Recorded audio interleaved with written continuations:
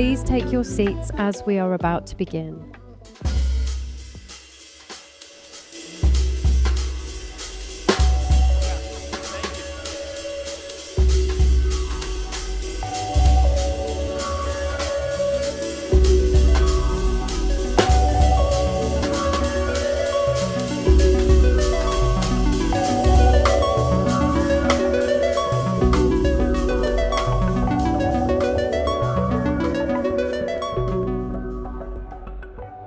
Please welcome to the stage Render founder and CEO, Anurag Goel.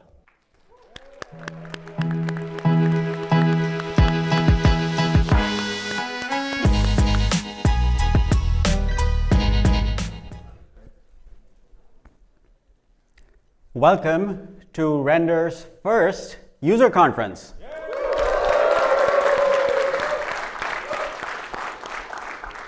Now, Render started 8 years ago, and this is our first user conference. And so naturally the question is, well, why didn't we do it before? So we only started building out a marketing team just about a year ago. And when I thought about trying to get 100 engineers to organize a user conference, that was not a risk I was willing to take. So again, this is our first user conference. I want to thank you all for being here. I think this is going to be great. And I was only half joking with the engineering thing because building for our customers has always been our top priority over things like sales and marketing. And that is core to Render's DNA. I was the 5th engineer at Stripe, and that's a photo from 2011. And when people hear that, they often ask me, well, why aren't you on a beach somewhere? Why are you trying to build Render, an application platform? The reality is that I started Render because I wanted to solve a large and ambitious problem and play my part in the evolution of technology. I saw infrastructure as the common thread that was slowing down so many builders, so many application developers, and I wanted to give them superpowers. Just think about everything it took to put your application, a complex application, in production in 2018. You provisioned VMs and kept them patched. You set up load balancers and then SSL certificates and made sure to keep them updated and renewed. You wired up a CI pipeline and made sure all your tests passed and you could launch safely. You provisioned a database and then replicas and failover mechanisms and then made sure that you could actually failover at 2 a.m. You created a cache. You set up a queue. You set up workers to drain them. And if you knew how to do it, you maybe set up a private network to connect all of your applications together. And then you bolted on logging, metrics, and alerting, just so you could know what the hell was going on in your system. And this was all before you started dealing with the complexity of Kubernetes. But none of that was your actual product. It was the cost of building your product. You had to architect everything to be reliable, secure, and scalable. And then you had to pay that cost, that work, forever. You had to manage it forever. I believed then, as I believe now, that application developers should not have to think about any of this.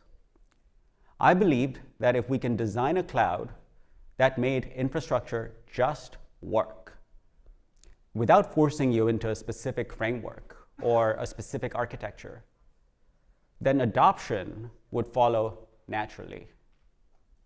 And that turned out to be true. Today, hundreds of thousands of companies are building on Render, and many of you are sitting in this room here today. All of these builders share one common belief with us, that the cloud does not have to be hard. It can be as easy as pushing your code, or these days, asking your agent to push the code it wrote.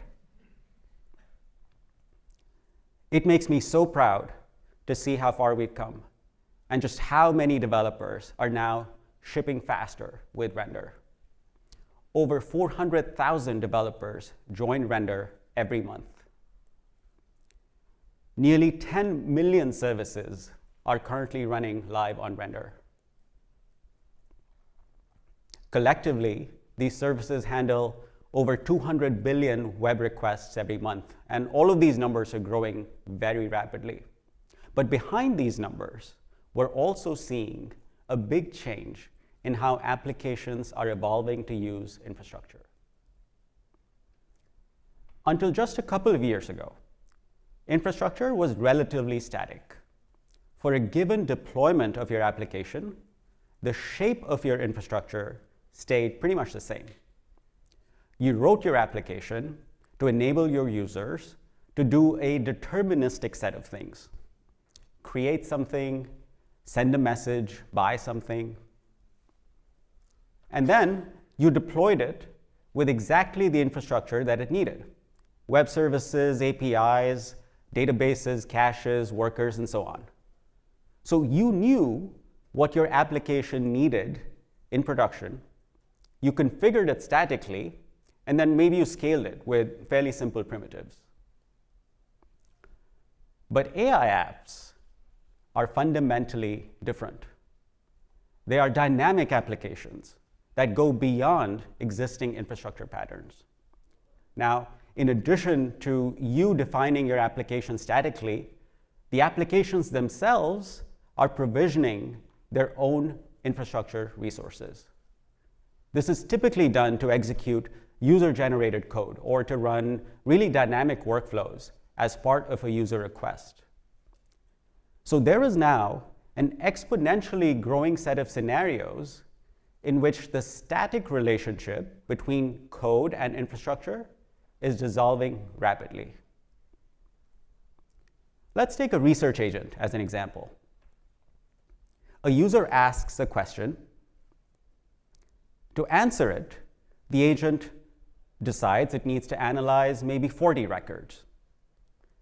For the next question, it needs 450 or 100, and the number could really change depending on the question asked. And the quantity, that change in quantity is actually the easy part. One of the questions might require lightweight web scraping, or web search, or a headless browser, or perhaps 128 gigs of RAM to crunch a really massive data set. And task durations differ as well. One of the tasks might finish in milliseconds, and the next one might take hours, sometimes maybe even days. So what we're learning is that any request can trigger hundreds or thousands of different tasks in ways that your code can never really know in advance. When you try to build this with serverless providers, and your agents quickly run into the limits imposed by the platform. Execution is capped at a few minutes, memory at most a few gigabytes, the application size maybe at a few hundred megabytes, and the underlying runtime remains incredibly inflexible. The tasks that your agents can do on these front-end only systems remain very constrained. What you need is the flexibility and the scalability of real servers backed by your own runtime dependencies. But building AI workflows using a server-like system is an incredibly complex operational challenge. You need to provision multiple worker pools to handle all the different tasks that an agent can run. You need queues, caches, and storage to orchestrate those tasks and manage state for very long-running processes. And you need to set up observability so when something breaks, you know exactly when, where, or how, and then if needed, you can retry things. The more powerful you want to make your agent, the more complex it becomes to build the system and maintain it and grow it. So when I look at this, I see the same thing that I saw in 2018. A new class of infrastructure toil that is slowing application developers down. So we naturally asked ourselves, what if all of this just worked? What if, instead of building and orchestrating complex distributed systems, you could define in code any task that your application might need to execute, and you did not have to think about the infrastructure behind it? Now, 3 things need to be true for that. Number 1, you need instant execution. Your application cannot wait after it triggers a task for 45 seconds for the task to start executing. It needs to feel serverless and instant, and it needs to be built accordingly. Number 2, you need a flexible runtime. No 30-minute timeouts, no one-size-fits-all specs. You need all the flexibility of long-running environments with a full array of compute sizes, ultimately any kind of app bundle size, and maximum concurrency. And finally, you need managed stateful orchestration. Your application needs to run chains of tasks that persist for hours, days, or even months. And the state inherent in these tasks must be maintained at all times. This is what we've been building: a compute model that allows your application to spin up any workload it needs at runtime without any pre-provisioning. We call this application-defined compute. It's a model that allows you to develop more intelligent and more dynamic applications safely. Instead of predefining the infrastructure for your application, you allow the application to define what it needs at runtime with the right guardrails. With application-defined compute, we're building an entirely new set of primitives that allow AI applications to run on Render as easily as web apps. All you need to do is push your code. And of course, this works seamlessly with the rest of our stack. Builds, deploys, logging, observability, all of it just works. Render workflows is the first primitive that is part of our application-defined application-defined compute stack. And to tell you more about it, here's Slav Borets.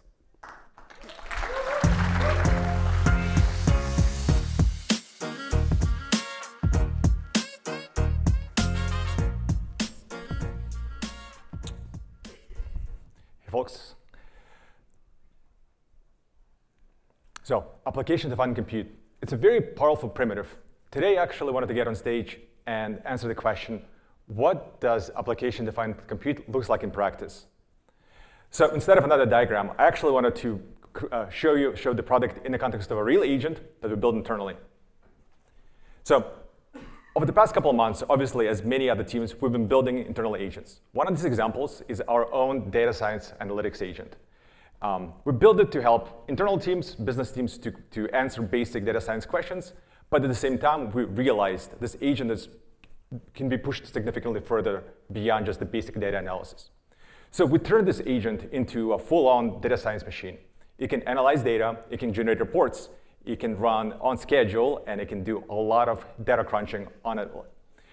As part of this work, some of the tasks take seconds, some take minutes, some potentially can take hours. Additionally, depending on the user query, the analytics agent can request a lot of compute or a little compute. And that on the predictability really made it difficult for us to really properly architect the system at scale. So before workflows, this is the stack we were considering. One, just typical web service, and then create a background worker to offload all the complicated compute. And in order to make sure the background workers work as reliably as we need to, we would need the queue and a bunch of auto-scaling logic, and pair that with a lot of retry logic. At the end of the day, a lot of complexity, and given those agents are managed by internal teams, nobody wanted to undertake this complexity on their own. Instead, we decided to replace the stack with workflows. So as you can see, we replaced the entire background stack with simple workflow service. in order to enable workflows, all we had to do was to add a simple decorator around the core agent loop and deploy it to render. Now, every time the agent loop is called, all we need to, the render provisions the infra stack, offers full observability, and gives the application what it needs on the fly. And given our agent is file system first, each individual tasks that are being provisioned today they get independent containers, and agent can do its work without running over each other. Now, let me actually show you a real demo of how this works live.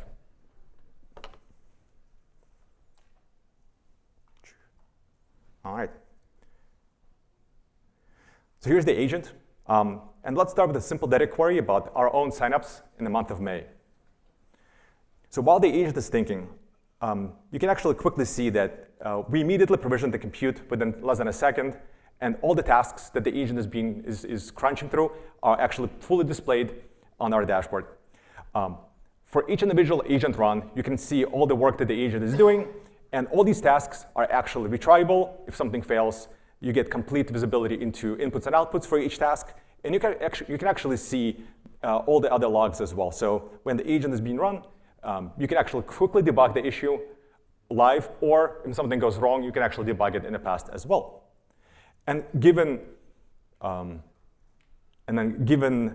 query that was asked, it turns out in this case, agent needs to both look through our own file system, pull up the right skills, download the right metadata, and then start going through SQL. And so once the work is complete, you can actually see we got the full graph, really in-depth analysis, and now we can actually start asking follow-up questions. So it turns out, in this case, in the month of May, something happened. There was a period on May 20th when there was a giant spike in our sign-up rates. Obviously, this data is a bit abstracted away, but it's still fairly accurate. Now, given we're using workflows, we can actually ask follow-up questions. Workflows themselves maintain state, and you can actually just resume the conversation and ask follow-up questions without the need to pull in state again from a separate provider. So in this case, let's ask what happened in the month of May.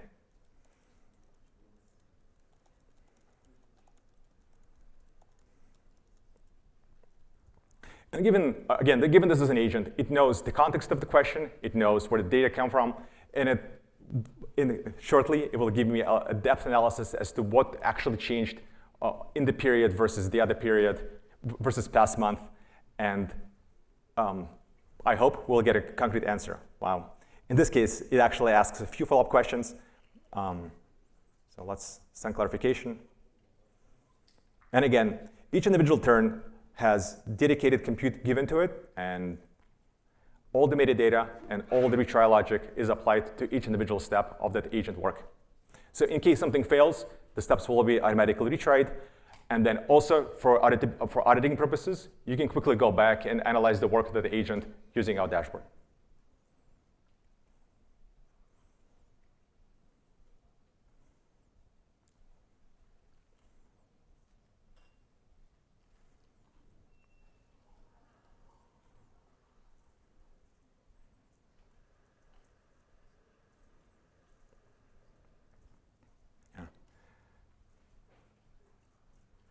So while the agent is running,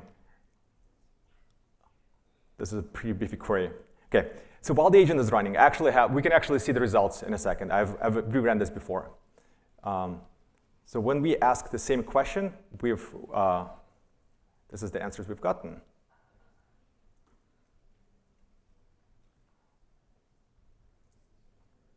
There you go. So when we asked this question in the past, the answers we got actually pointed to the fact that on May 20th, there was a direct spike in our organic search and direct traffic, indicating that it was actually an external event that caused a giant influx to our service. And when we look at the metadata, it turns out one of our competitors had a bit of an issue, and a lot of customers decided to consider render in exchange of this provider that they were using in the past. Now, obviously,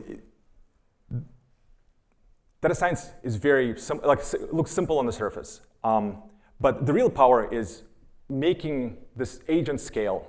And I want to go back to the slides Scaling these agents is actually where the complexity lies.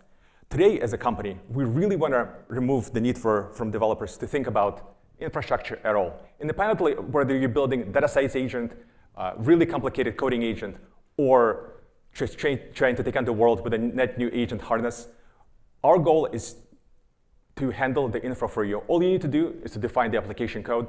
We will build a stack that will serve you and your customers well.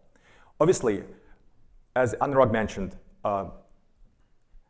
application-defined compute is a big umbrella term. Today, we're launching Render Workflows, the first product in this category.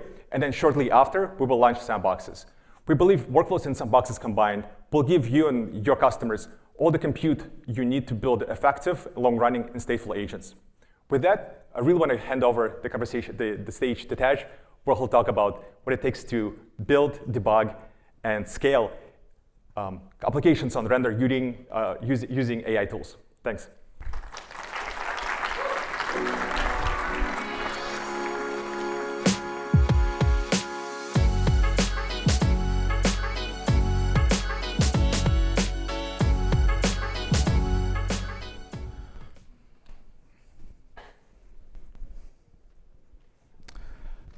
Literally on the walk over here, I think I saw half of you with like Claude Code open on your laptop.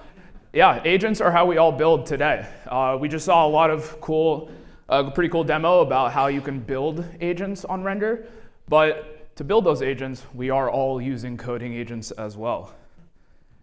And today, agents write a lot of our code. We have the ability now to go from prompt to a working full stack app in minutes, working on your machine, localhost.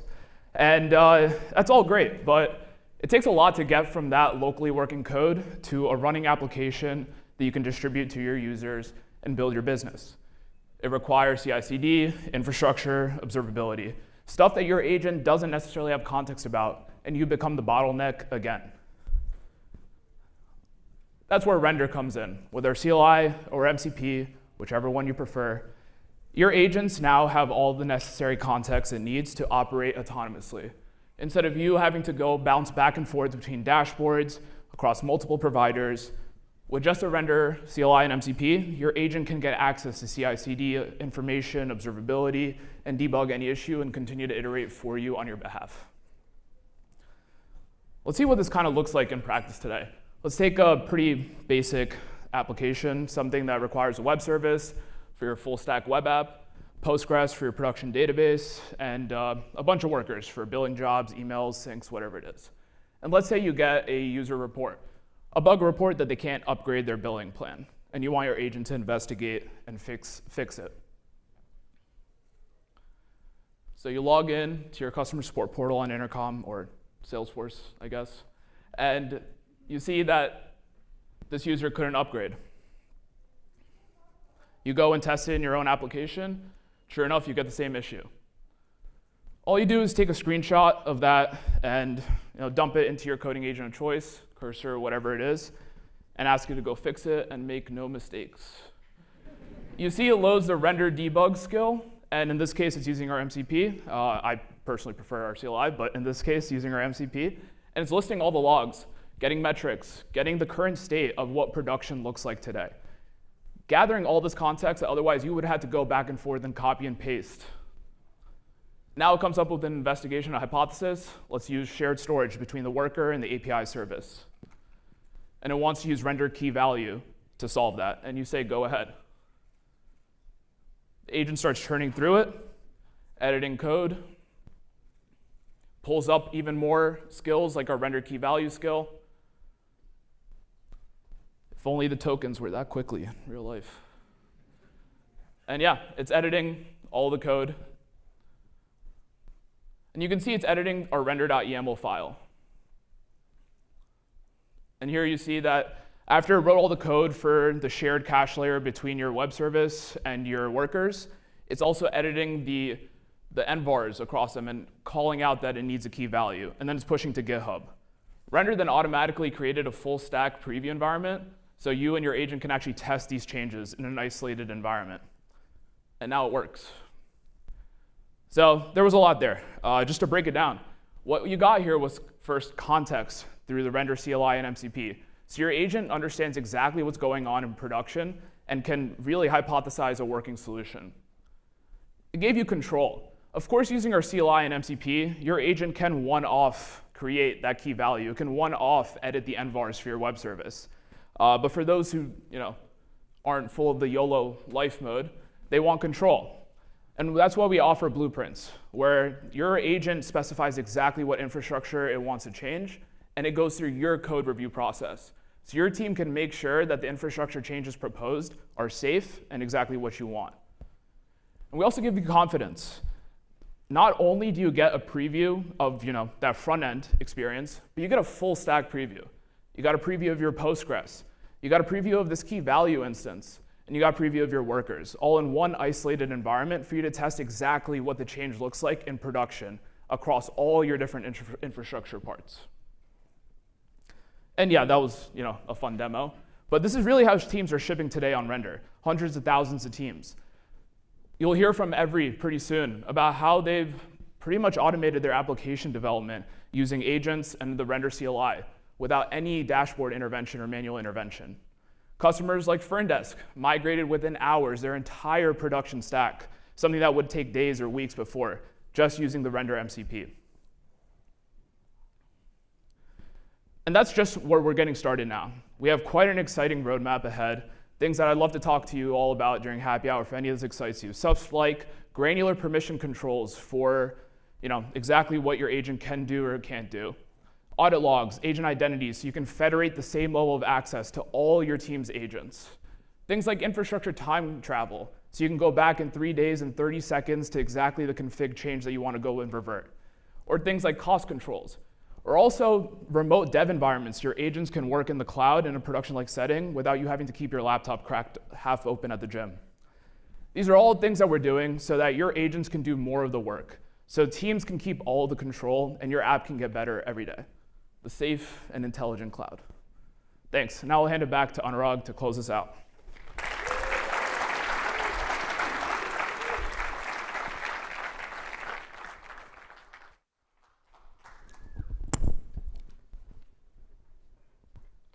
Thank you, Tej, and thank you, Slav. I'm really excited for you to see what we've been building with application-defined compute and with workflows, and how your agents can now ship faster with Render CLI and MCP.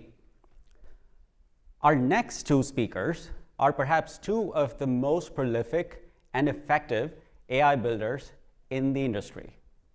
First, Ben Broca, solo founder of Polsia. Now, how many of you have seen Polsia ads in SF? Yeah, all right, well, there you go.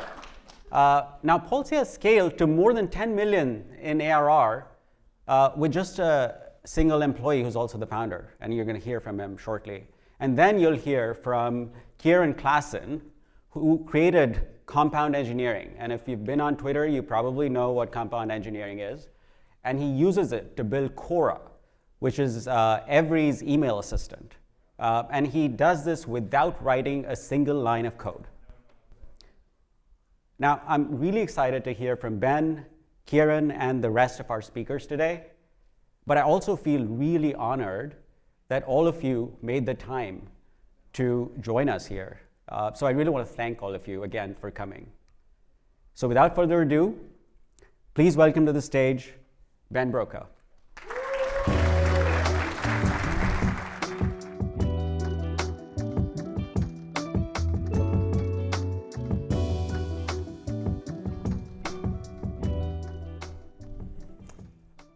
All right.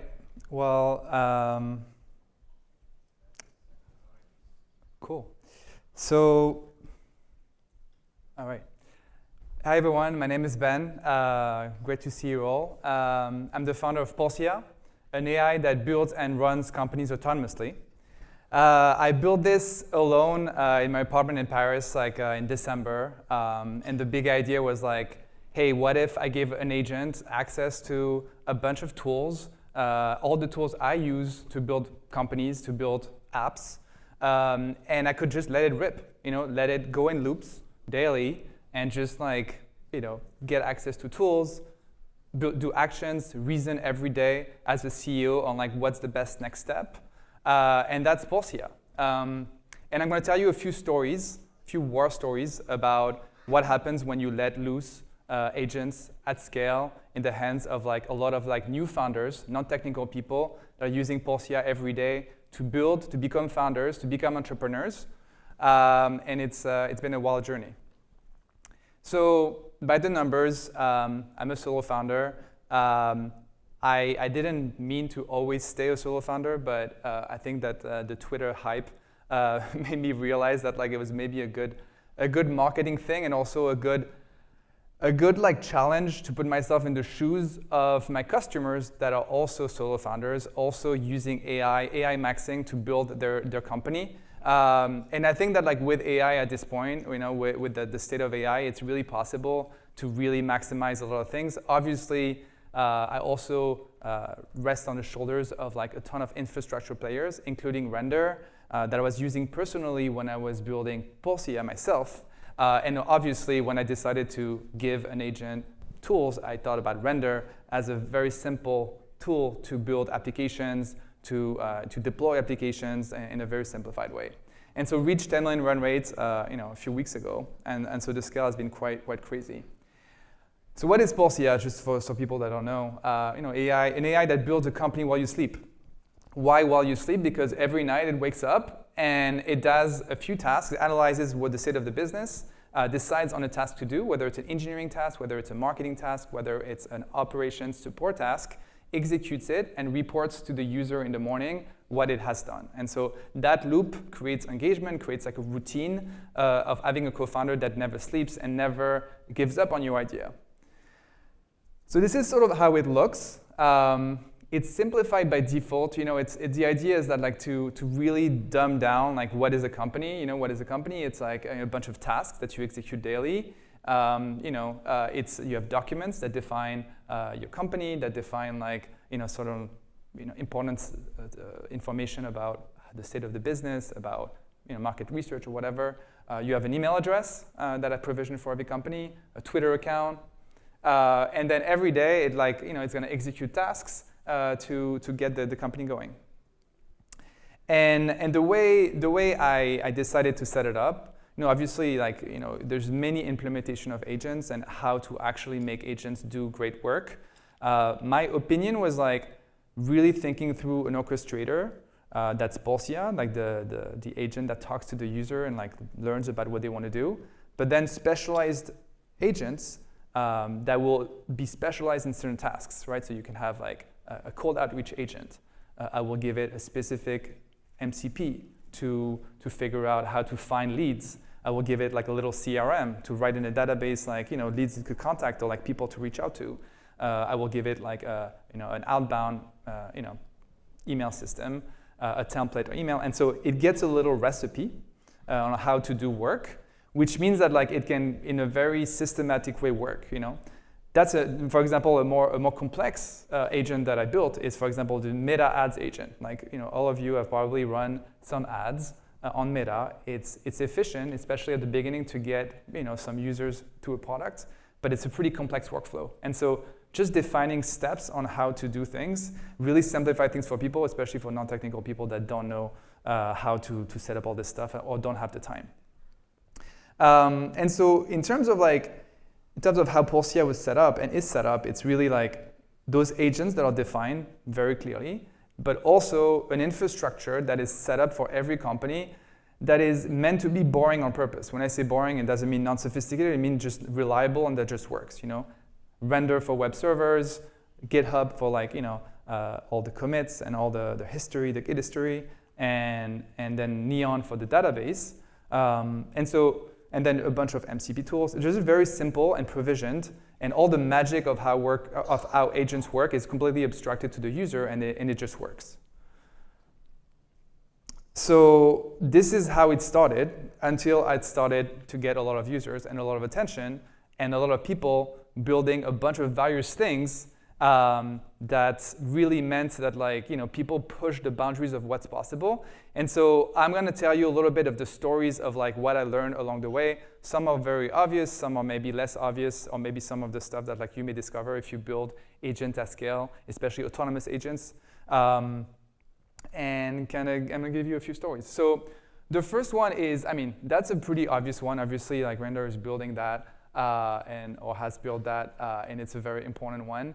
It's, initially, I think there's actually a good advice, which is as you build agents, especially prototypes, there's no need to over-engineer it. Actually, if you take an agent SDK, like the Entropic Agent SDK, you give it the SOTA model of the time, you give it a bunch of MCPs, and you just run it on a worker, it's gonna work.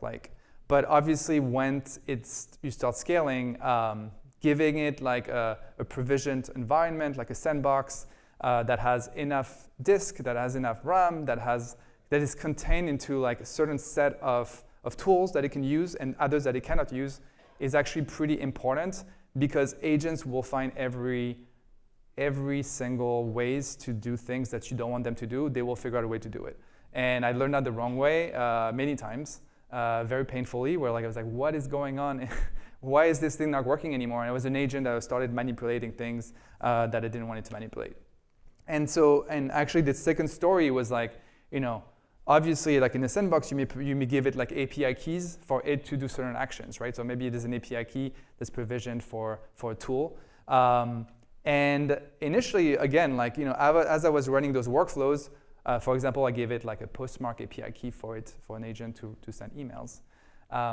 But little that I know that the postmark API key can have access to a lot of other things, and it can actually manipulate a lot of things that I didn't even know it knew how to do. And so when the user decided that it wanted to do certain things that they wanted to do, it figured out to do it. And so it could manipulate actually my actual postmark main server, the name of the server, the webhooks, it really could manipulate stuff. And that created a lot of issues. And so it's actually very important to realize how intelligent those agents are, and how you have to be very careful as you give it to the world and as you scale, to really make sure that keys are provisioned correctly in tools, very securely, and not just assume that agents will be benevolent and always do the right thing. Because they will do the right thing, but they will listen to the user, and the user may have other motives. That's another one that's actually very interesting, and obviously Render has been building in that space too. If you think about agents, if you think about giving an agent a task, and for example, you let it, you tell it, hey, I want you to fix this bug. It will essentially follow a workflow with certain steps. It could be a planning step, and it could be an implementation step, and then it's gonna maybe have to commit, and then you have to deploy, and then maybe check the logs to make sure there's no errors in the logs, and if there's errors in the logs, maybe do another loop. And so obviously agents are very good at doing that, but it gets pretty expensive because. And second of all, sometimes you're why didn't it deploy? Or why didn't it commit? Because for some reason the agent decided to stop, or something like that. And so actually creating a very systematic workflow, and actually creating what you may, when you let an agent just run and do a task, it will actually follow through. But actually dividing it into deterministic steps is very helpful. Especially when you run at scale and you want to have a more stable platform, a more systematic outcomes, because at the end of the day, most users want outcomes. They don't really care that it's an agent. They don't really care how you built it. They just want the thing to get done. And so building a workflow where you trust intelligence to think through various steps, but other steps are systematically made, is a very important aspect of how to build autonomy. This next one is very interesting. It's what's interesting about once you build fully autonomous systems is that there's always an agent in the loop, and there's always an agent that's observing the things that are happening in production, right? So if you think an old system where you build an app and you have to monitor bugs or edge cases, or maybe you hire QA people to figure out what worked and what didn't. What's interesting when you build with agents is that you can give agents tools to report themselves, bugs or even feature requests that like either themselves consider that they need, or something that the human, that the user tells the agent. The human is going to communicate really well what issues they see.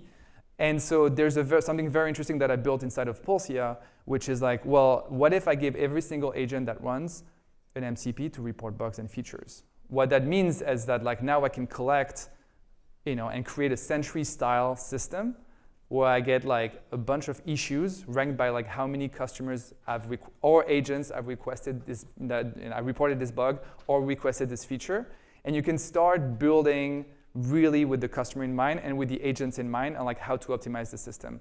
So that was the V1. And actually at that point, once you have that in place, you can start building a self-healing system where another agent will look at that list of bugs or that list of features and start stack ranking them and can actually on itself figure out, hey, can I fix this actually, right? And you can build workflows with maybe different SOTA models like talking to each other and figuring out, one of them can implement a solution, one of them can double check. You can run, unit tests, a bunch of tests, and have a whole CI/CD system to self-heal. And so obviously this is trickier. It sounds very good, but like it's sometimes really hard to implement and not reliable. But I think this is sort of the future of application building, where you give it an intent and like the system can self-heal with the customers in mind. And I think it's going to be the next step of software building.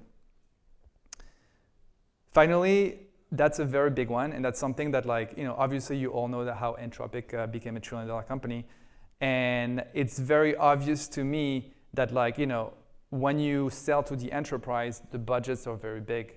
And so yes, companies are going to be willing to use the SOTA models, to use them extensively, but the bill gets really big. When you try to build for consumers, you're going to be capped on how much consumers are going to be willing to pay for systems that are autonomous, that are run all the time, and that are so expensive. And so very quickly I realized, I started having like $1 million, $2 million Anthropic bills every month that didn't really match how much I was charging customers. And that's because I didn't take into account that as applications get more complicated or companies get more complicated, you get to a state where agents start running for hours, right? And to solve problems, maybe code bases get too complicated, etc. And so we started with partners I work with, actually renting GPUs, looking at open source models. You can do some RL on that to really tweak them for your use case. And actually open source models really divide the cost by 20 to 50x what the Anthropic bill is. And so obviously that doesn't mean you stop using Anthropic in those models. You can use them in a workflow in specific sections, maybe in a planning task when you have a complex task. But I think there's a future of how we build agents. So first of all, you don't need SOTA intelligence all the time. SOTA, if you think about Fable and Mythos, those are great models, but it's yeah, they can hack the NSA, they can hack the government and shut down the country. Okay, that's great. But my consumers are trying to vibe code a business and they have $20 to spend. So for them, it's probably better to give them something that where I can pay the bills, I can provide them a great service, I can give them more credits to build if they need to, and it's going to work. But to do that, you need workflows, you need open source models, you need a great router, you need more systematic steps. We also build in the engineering, the way the engineering works, you give them a CLI with pre-built modules so that it doesn't have to rebuild authentication, it doesn't have to rebuild Stripe checkout, it doesn't have to rebuild an admin portal, because every consumer that builds a business, they kind of need all this. And so there's really a bunch of stacks you can rebuild and give agents just, use the agents and the intelligence just at the right time for the right use cases with the right model. And I think that's how you're able to scale and provide a product like Pulsia to billions.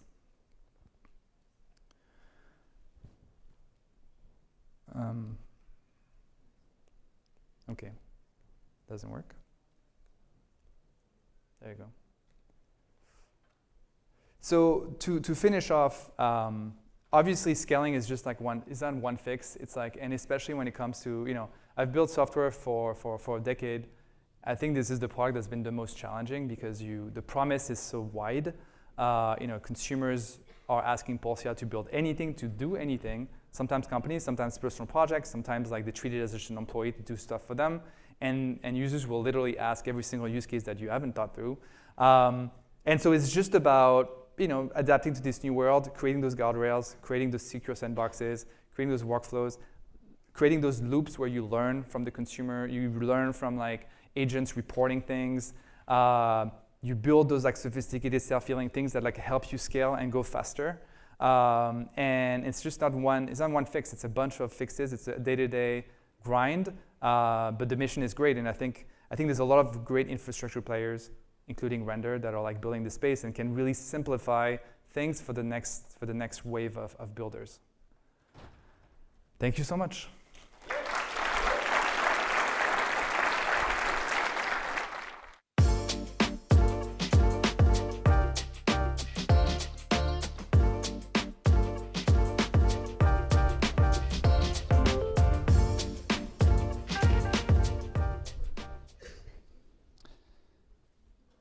Hello everyone. I haven't written a line of code this year, which is funny. Honestly, I haven't looked at it either, which is also funny. Yet I ship a product that thousands of people pay for, trust me, with their email. It's cool. And most of the AI talk you hear on X or YouTube or LinkedIn is hype or fear. I'm trying to do something that's neither today. I'm just showing you how I build Cora, how I work, what tools I use. And yeah, it's in two halves. The first half, I'm going to show you how I got here, a little bit why I think now is the time. And the second half is showing you things you can run, you can use in your business, you can get value out immediately. I'm Kieran, I run Cora at Every, and Every is an AI lab for the future of work. We're trying to ask ourselves the question, what is next? And we do that by writing about it, teaching about it, and building, very important. We have a bunch of people, we have a studio where we build cool products, and I'm building Cora. We have also Naveen somewhere here that's building Monologue, shout out, Naveen. And mostly it's one person that solves a problem. And we're trying to figure out a system where this is reproducible and where we have a model that one person can actually ship this value, which is insane. Cora is a complete AI email inbox, and it's agent native, which means is whatever you can do in an app, the agent can do, which is a paradigm shift. And it runs everywhere. I'm building a second version now, and this version runs on iOS, Android, the web, in your CLI, in Codex, in Cloud Code, wherever you want, which is great. Version 2 is an alpha. DM me next week. We'll start sharing, so say hi, DM me, however you want to get access. So it's one engineer, full email client. I love technologies that start with the R. Rails on the back end, React on the front end, render, infra. And I own product, engineering, everything. I have support, we have great designers, we have marketeers, support people, just people that support me, but I'm the one that will be responsible if it's down or if something is not working. And that's very cool. And this is on purpose. I have a background as a VP of engineering, founder, like technical leader kind of thing. And I wanted to see how far AI can push ourselves to do everything ourselves, which is a wild ride. And I built Cora, and I want to share you what I learned. So 2 years ago, I started, Sonnet 3.5 came out, Cursor Composer was the hot thing, and I started coding an email assistant. And the issue was the code. It was not great, it was kind of bad, so I started adding prompts to check for sloppy code. And that became agents doing all the review. And at some point you start seeing that work, And the next bottleneck is, okay, what if I want to do a bigger feature? And you realize, hey, we planned before and we made plans that's kind of logical to do next. So code got good, the plan was the bottleneck, and a good plan actually writes pretty good code. So we were there. Next was product. Okay, the plan is good, it does the code. Where do you go? Like, you need to have good product understanding and deciding what to build. Spending more time with users, really understanding the problems, having this feedback loop of you using your own software. And while I was doing all these things, one thing that came back was I'm kind of repeating myself a lot, and that's annoying. So I built a system, a memory system, and this is where compound engineering was born when I realized this. We're directing away from typing towards judgment. And why now? I think models are very good, like especially with the latest models, they're very good. They're good enough to really leverage them. And I think most people, even agent-built people like you in the room, are probably not pushing yourself hard enough to really leverage it. So that's one. Second, if you can have a system that you can use to codify anything that you learn, it will compound. And that's the name compound engineering. So think of it like this. You can either ship a feature, it's in production, yay, you did it. Or you can ship a feature and learn what went wrong, so you can teach the system to do that for you next time, so you don't even have to do all of the work. And it's really, implementation is kind of solved. It's not really solved for everything, but like for a lot of things, it's pretty solved, but judgment isn't. And that's our job now. And for me, I think this is the best thing that happened for engineering in a long time. We have the most leverage ever. I, with one laptop, can compete with billion-dollar companies, which is great. So I want to say it's very important for everyone to think about this idea of compounding, starting to build systems that compound. And anytime a new model comes out, you do more, you'll get more leverage. And yeah, this is how I do it. This is my loop. I have a plugin called the Compound Engineering plugin. We'll dive into the commands, but this is my loop right now, which has kind of two flavors. In the beginning, there's this brainstorming phase, ideation phase. In the middle, there's the AI heavy phase where the AI does most of the work. And at the end, there's the phase where my brain is activated again, where I check the work, make sure that learnings go in.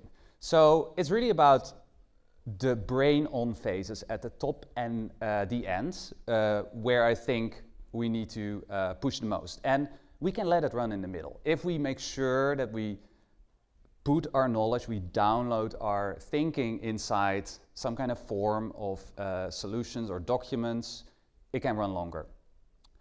I have also this 50-50 rule with myself. I think half of the time I want to build the actual feature, and other 50% I want to make sure that I learn something and teach the system. So if you keep doing that, it just keeps getting better. And it's easy for us to focus on just building something, yay, it works, that's it. But the value is really like, how do you do the work? Like, where do you step in? Where do things go wrong? So codifying like nits that you have, bad patterns, like things that are too complex or things that look ugly or sloppy. It also saves tokens, because if you run deep research every time on the same thing, it uses more tokens than if you just have a document that says, yo, this is just how it works. It just finds it, does it. So it's actually cheaper as well. Yeah, like the real reason why compounding is so important is like my brain is fixed and I can't use it more than it allows me. But if I can make sure to download what my brain does into an AI, the AI can just go forever. So it's like moving the goal a little bit further every time, where you focus on the next thing and you push yourself further so that the AI can start doing these things. That's kind of the system, but let me show you what you can run, what you can do. I assume you all run agents, so think of like the learning here, like how can I use my agents and start teaching my system as well. If you want to follow along or try it at home, this is the QR code. Just look for Compound Engineering. It's on GitHub. It's in Codex, Cloud Code, Cursor, and 10 others. So it's supported everywhere. Watch for two things in this. Like it will, in the examples, it will use old learnings and it will teach new ones. I think those are very important. You don't need to use my plugin. You can use this in your own. You can do it as simple as save this to CloudMD or save this to AgentsMD. First, ideate. CE is the Compound Engineering prefix, so /CE ideate. Look at all my open GitHub tickets and tell me what to do next. Like this is an ID generation, and the goal is not to take away your thinking, it's to activate your thinking. It's like, okay, there's too much stuff going on GitHub. Give me a structured, well-argued list that my brain will activate on, and then my judgment can tell this is a good idea, this is not a good idea for these reasons. And it will output a clean HTML page. You can use this for engineering, you can use it for knowledge work, you can do it for go-to-market strategies, you can bring this to the team as an HTML page, you can drop it in Claude Design and say, create a PowerPoint presentation that argues and does this research and bring it to your Monday brainstorm session. It's pretty cool. You can point it anywhere in Slack, feedback you have to intercom, email. You can even leave it empty and just see YOLO what it will come up with. It will try to figure out what your business is and like what is interesting. It's kind of interesting to do that as well. And one favorite one is to point it at OKRs and say, hey, I need to hit my goals.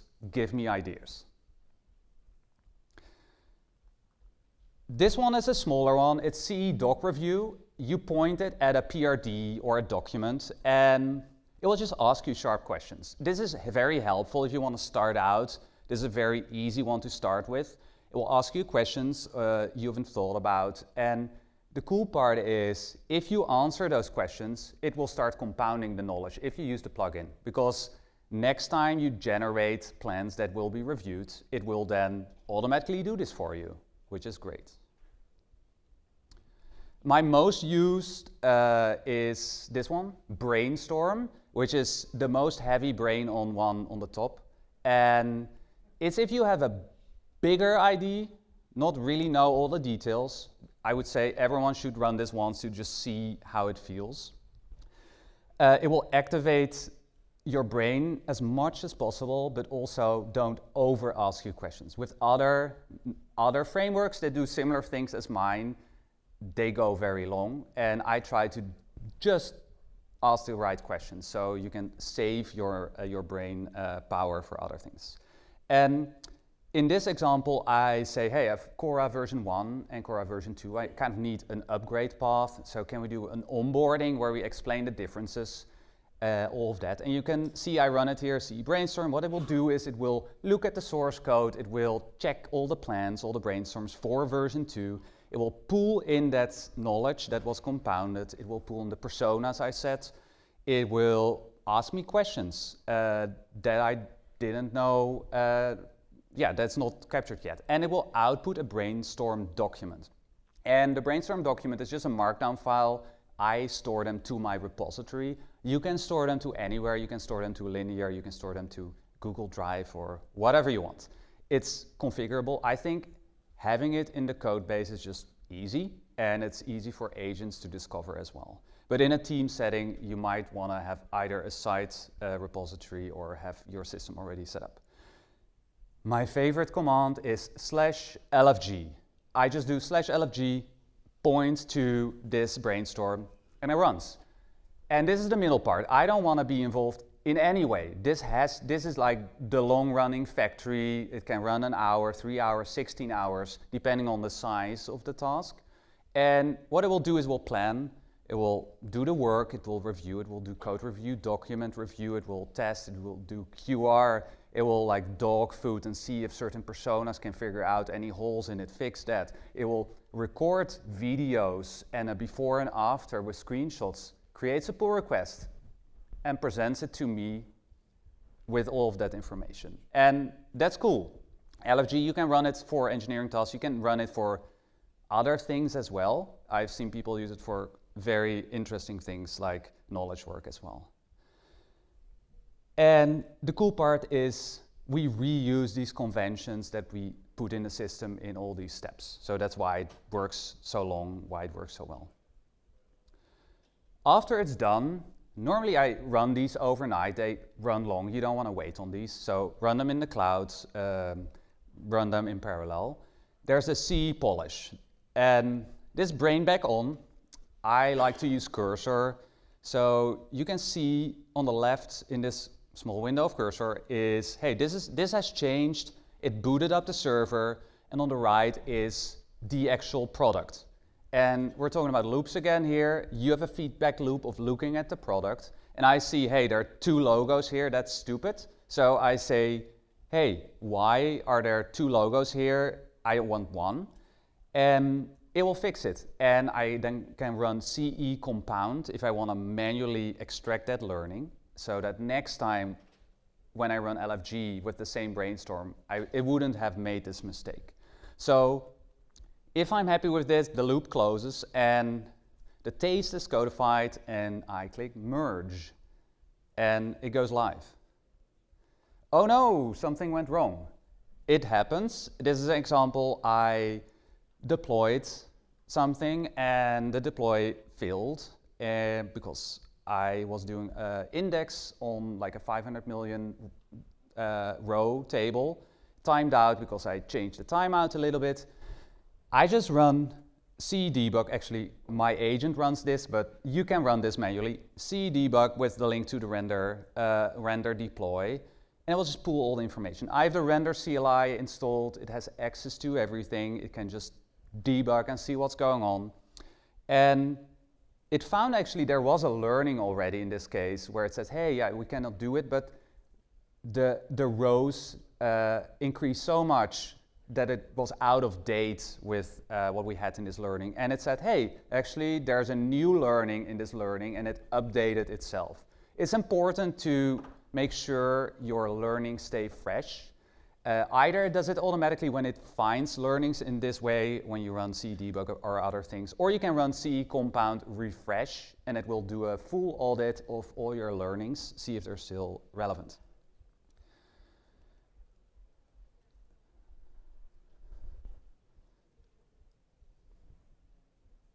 Click, click. There we go. Yeah. Okay, so what's important to make this brain on, brain off work is the middle section. You need a strong foundation. And that means fewer mistakes. So render is one, infra. I don't have to think about Docker images or shit like that. Some people love that. Thank you, render, for not having to deal with that. Rails conventions, I love Rails because it just says, well, we have the stuff, just use the stuff, which is great for agents.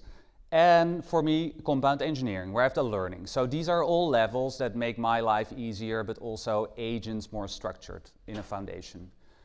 But also give access to tools, so render CLI and skills, MCP they have, logs, deploys, link to AppSignal or whatever Sentry you have.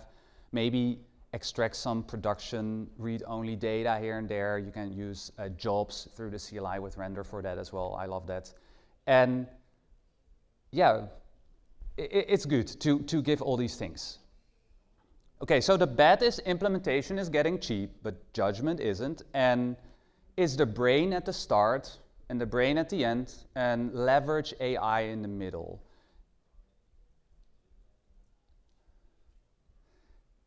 The thing is that you should always have the next feature be easier to build after you did it by spending time to learn. I'm Kieran. This is Compound Engineering. Try the plugin, install it, scan the QR code. I'm walking around here. Say hi if you have questions. We have lots of people contribute PRs as well, so feel free to do that. Thank you.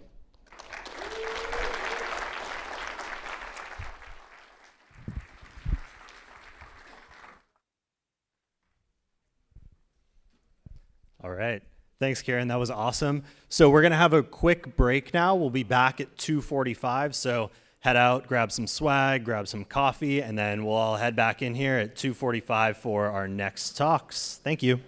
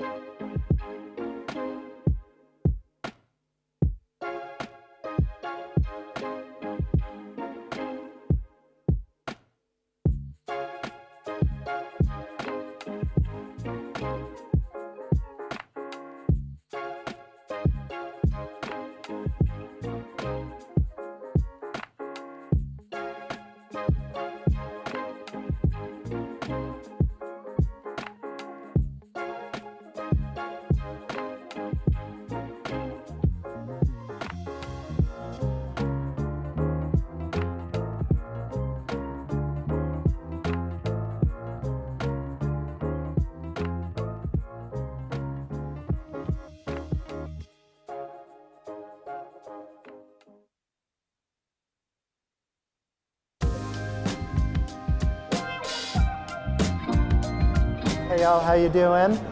I'm Mike. I'm the VP of Engineering at Render. They played my arrival music, which is exciting.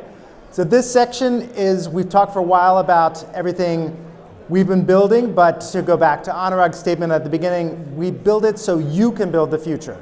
And so this is going to be a section of fairly short, one after the other, stories of what people are building and what's in the future.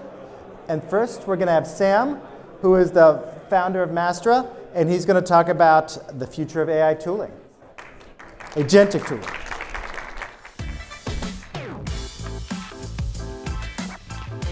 Great to be here with y'all. Thanks, Mike, for the intro. And so this is exciting to get to be here at the first Render conference.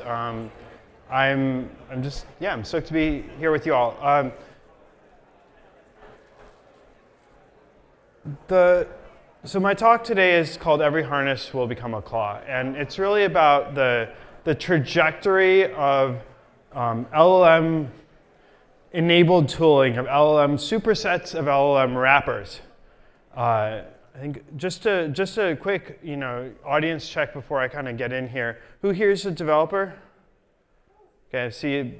Good to hear. I like to see those hands. Probably 80% of people raise their hands. And then who here has sort of built an agent that they've shipped into production? Okay. See, about like half the hands that were up last time stayed up this time, which is really great. So this is maybe a way to think about what you're building and what features maybe when you're listening to this, like think about what features you might ship next, and hopefully this like informs the product roadmap there. So first off, welcome to the harness era. It is now in today, June 2026. Harness is the new agent, but what does that mean, right? We're all using Cloud Code or Codex or Open Code. We're also building things that like run long. This week we've had many launches of harnesses, which we're going to kind of get into. What is a harness? Why is a harness? What differentiates an agent versus a harness?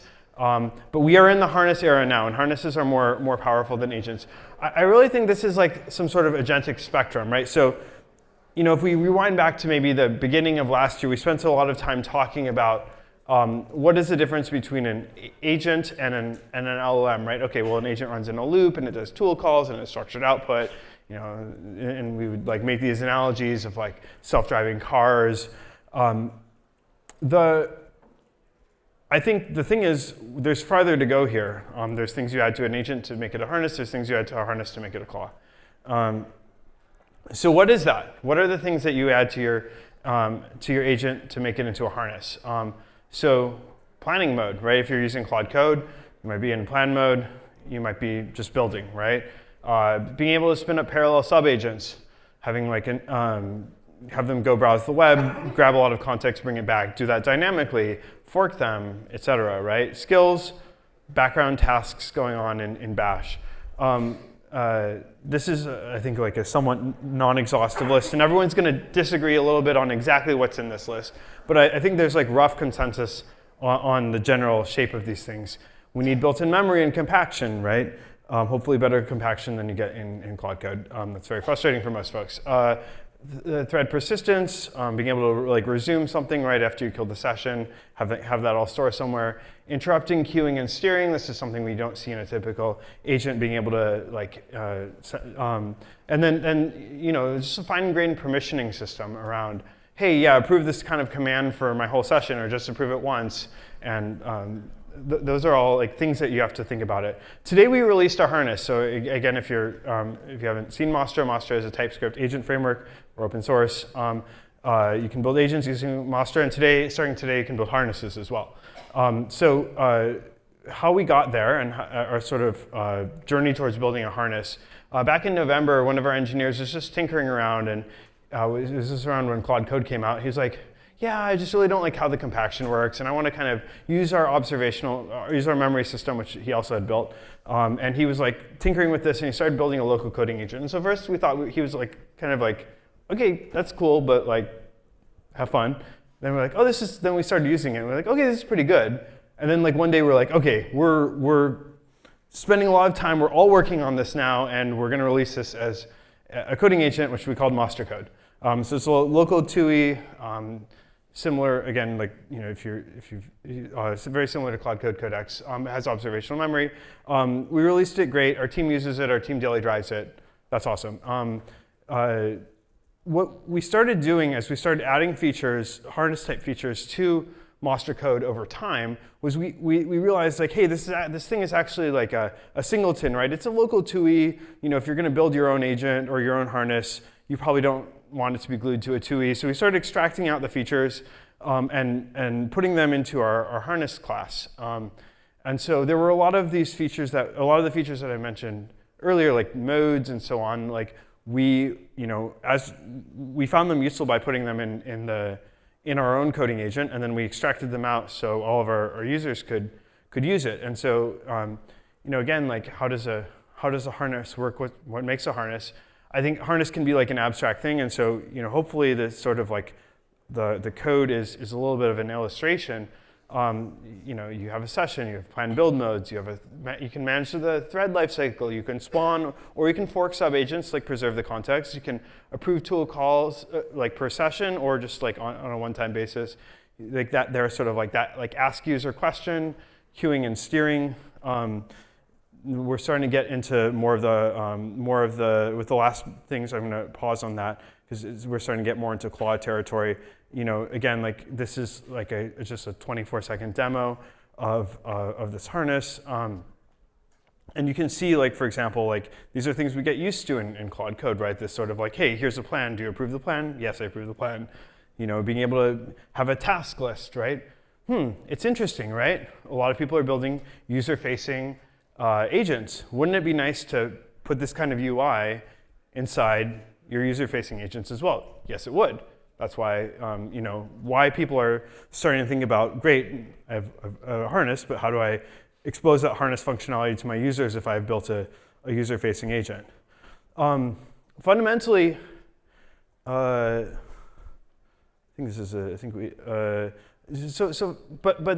there's an extra dynamic here, and this is why my talk is called Every Harness Will Become a Claw. Fundamentally, the nature of harnesses is that they expand. People find a lot of functionality useful, and they want more of it because it makes it more valuable to us. People started putting their harnesses in a box. They made them subscribe to external events. They put them in Slack. If you work in an org that uses, Devin or something like Devin, you'll probably find that like somewhat useful to have a channel where you can sort of like talk to it, where it's not just on your machine anymore. The sort of the claw primitives is just living in a box. It wakes up. You can ping it, etc. Harnesses expand to become claws because that lets us do things that we want to do. Like, hey, wouldn't it be nice if I could have this thing suddenly browse the web, connect to all my various services? Again, like Discord, Slack, Telegram, text, Twilio, however you want to talk to your harness. Wouldn't it be great if it could subscribe to external events? If you've used a personal assistant agent that sort of reads your email and then like texts you, hey, there's this urgent email, you should respond to it now, right? Like subscriptions are also very useful. But I think the story of, again, right now we're in the harness era, and I'm trying to project maybe 3 months or 5 months or 6 months into the future. The reason I think that the harness era is going to become the claw era is fundamentally about, first off, we're sort of already starting to be there, right? If we just think about Slack-based and background coding agents, there are a lot of these now, and they're pretty good. Some orgs build them internally. Sometimes you use like Codex off the shelf or a Devin. Sometimes use like a cursor or a linear agent, right? You can just tag it in Slack and do some cool stuff.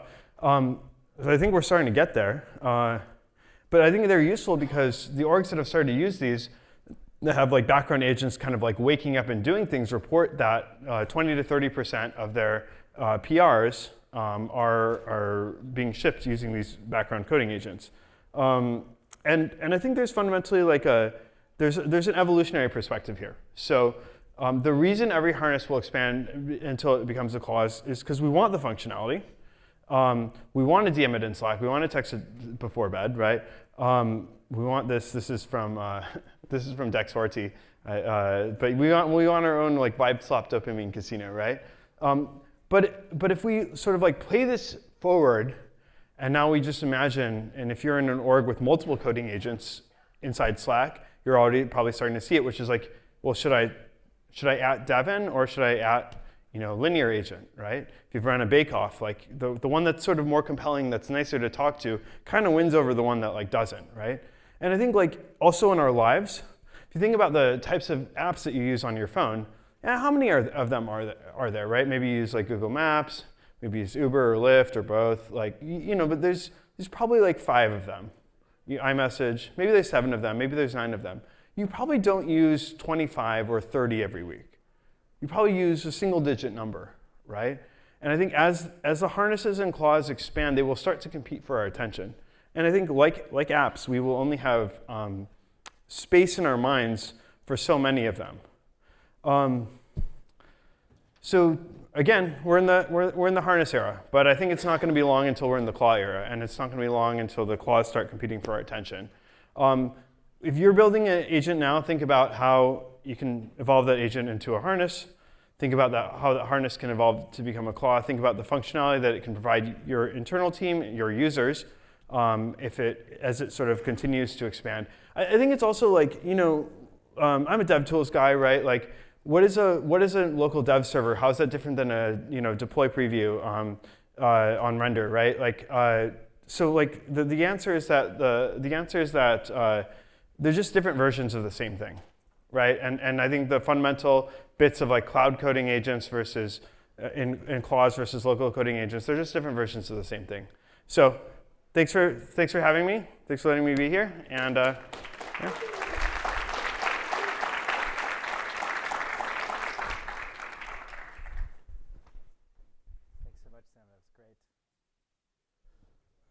So if I understand it correctly, the evolutionary pressure is that all things become crabs? Is that the general vibe behind it? That sounds right. Do we have Griffin ready? All right. Hey, Griffin. So next up, we're going to talk to Griffin, who's at Assembly AI, talking about agents you can talk to. All right. Do we have a stinger for Griffin? There you go. Thanks, sir.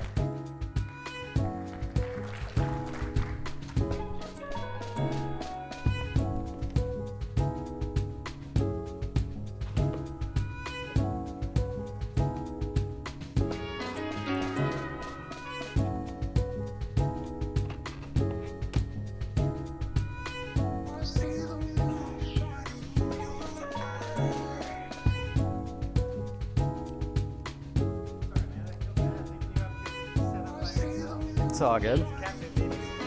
This all good. A little short here, but I think we can make it work. Yeah, I think so. Okay, cool. A few more seconds here. Let's see. Oops, that's my full script. Shouldn't see that.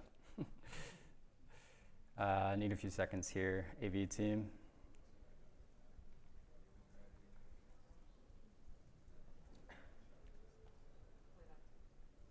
Cool. All right, let me just full screen this. Sorry about the setup. Cool. Hey everyone, I'm Griffin. I work at Assembly AI on the forward deployed engineering team. If you're not familiar with Assembly and what we do, there we go. We're building the models, APIs, and infrastructure required for the next generation of voice-powered applications. As you can probably tell by the title of my talk, today I'll be demoing an approach for how you can automatically surface and suggest fixes for voice agent issues at scale using the data you likely already have, along with a few tools from Assembly AI and Render. So as part of my job, I work with all types of customers using voice in their applications, with the largest growing segment of those customers being voice agent use cases. So you can think AI agents that can autonomously do things like take your order at the drive-thru, handle new patient intake at your local doctor's office over the phone, or help customer support triage issues live. So these companies all over the map, anywhere from the AI native Zoomer bootstrap startups, all the way to Fortune 500 enterprise, all with their own different audio, tech stacks, and deployments. They have these voice agents out in production. They're doing thousands of calls, sometimes hundreds of thousands of calls per day, speaking with actual users, and I get these really great insights into some of the type of the issues that they run into. Transparently, I did have a few fun slides running through some like hyperbolic examples of the things that my team deals with every day with actually with some of our customers. But it just made it a little bit too long for this demo. But the main idea of those slides was that we have customers that are on all different levels of familiarity with voice AI. They have tech stacks that save and log different things in varying detail. And it generally takes a long back and forth with my team to narrow down what had happened using whatever information that the customer is able to give us. In the end, after a long investigation with those customers, the issue might not actually be related to speech to text at all. It could be TTS, LLM, orchestration, network latency, or there's nowhere to really tell definitively depending on what my team might have access to.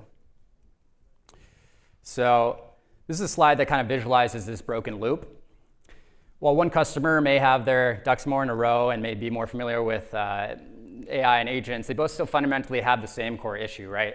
They make a change, they might do a little vibe testing on staging, it looks good, so then they deploy these agents out into production.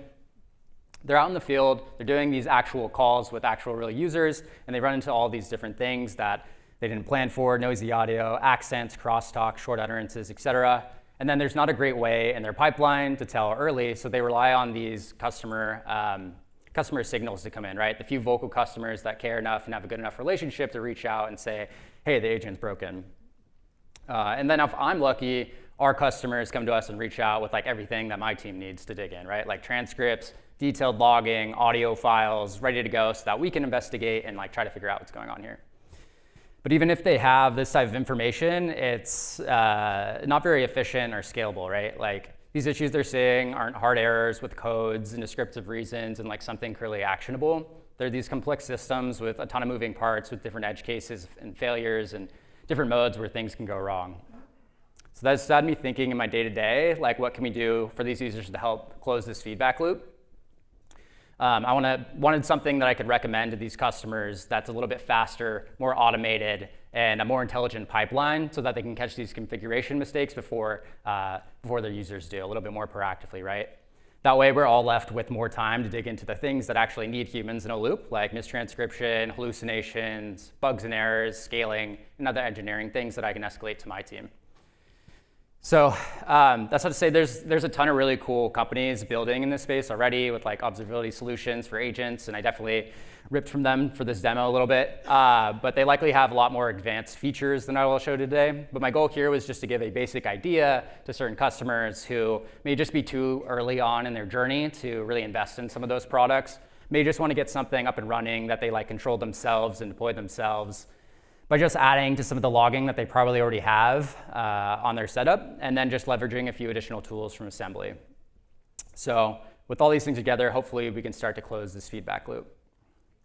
Before I jump into the live demo, here's a look at the overall architecture to give you a better idea of what's going on in the demo. So we're going to go top to bottom, left to right. I know it's a lot, but try to follow along. So real quick, also just to make my boss happy, here's all of the Assembly AI products, and the ones that we'll be using today in the demo are highlighted in blue. Okay, great. All right, so the main flow looks like this. Unfortunately, I won't be able to simulate 50 voice agent calls right now. That would take too long and not be very fun for you guys. So just imagine that 50 voice agent calls in real time happened with assembly for real-time speech-to-text transcription over the course of an hour. So us as the SCT layer. For this example, we accumulated 50 voice agent calls in a patient booking scenario. And then for each of these calls, we have some logging set up, right? Pretty basic things that you'd expect an agent to be outputting. Things like when the agent connects, what our parameters and config look like, partial and final transcripts as they arrive, voice activity detection, like when the speaker actually started versus when a transcript comes in, who was speaking and when, other things from our orchestrator. There's like a ton of stuff that like is super valuable information here. So then we collect these 50 calls over the course of like say an hour or 10 minutes or whatever the time frame is. And so we have the real-time transcripts, we have all of the logs, and then the complete audio file. And then either at the top of an hour at a cron task, I'm going to run it manually for this demo. We're going to kick off a voice agent analysis fleet to try and diagnose any issues that might be occurring. So then we're down at the bottom here. We're going to go 1, 2, 3, 4, and this is where render comes in. I'll explain that as the demo is running. For all 50 files at the same time concurrently, there's 3 main steps. So first, we're going to transcribe with Assembly's asynchronous API for pre-recorded audio using the Universal 3 Pro model. You might be thinking, Griffin, why are we retranscribing? We already have the real-time transcripts. However, this is a bit more context that we can leverage now that we're in this pre-recorded audio state, right? We have the full audio recording, we have separated speakers per channel, and then we don't have the time constraint imposed by real-time transcription. So then we can look at both transcripts, and if the asynchronous transcript differs at all from the real-time transcript, it's actually a really useful signal that we can dive into. Then we send that async transcript off to another assembly product called LLM Gateway. That's step 2 down there, the summarize step. With the prompt asking for a basic quick summary, we're going to be looking for what info is collected in the call, whether the booking succeeded, and the overall outcome. Then we're going to send a second LM Gateway request for a rubric diagnostic per call. So it takes into account everything from the real-time call, the live transcript and all the logs, the ground truth async transcript, and the summary from step 2. Basically everything that we have that is text-based at this point. And it's going to pass a prompt. It's going to be a rubric that asks where the live agent went wrong, essentially. It's going to look for things like interruptions, split sentences, drop digits, agent mishearing something, slow turn taking, and things like that. And then after all of that, step 4 is a fleet synthesis step. So it's going to conversion, like we're sending out 50 requests and 3 requests each per file here, and then it's one final request that aggregates every per call diagnosis alongside with any like CI/CD deployment history, and then it sends to LM Gateway one last time to basically ask the main question here, which is, if anything, what went wrong with these agents? So that's the full pipeline. Let's jump into the actual demo now. And I'm going to run this live, and we'll see what happens. OK, great. So let's try this. So you can imagine, over the course of an hour, we've collected 50 calls. They're sitting in our database somewhere. You can open this, load one of the calls, and just to play it to give you an idea. Render Dental. This is Avery. Who am I speaking with today? This is Aishan Bendy. OK, great. We don't need to listen to the whole thing. But you can see we have real-time transcripts. And then the right there's the event logs. These are everything that should be outputted by our system. Likely a lot more than that, but this should just give you an idea. Session start, any configuration-related changes, config updates, speech started, things from our orchestrator, et cetera. So I'm going to submit all 50 of these calls. You can do this automatically. I'm going to do it manually for the sake of the demo.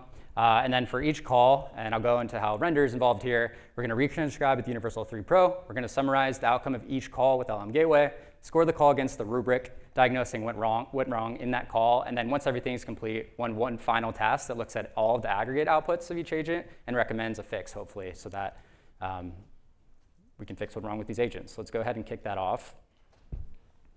It's going to take a second here, but I have a workflow graph.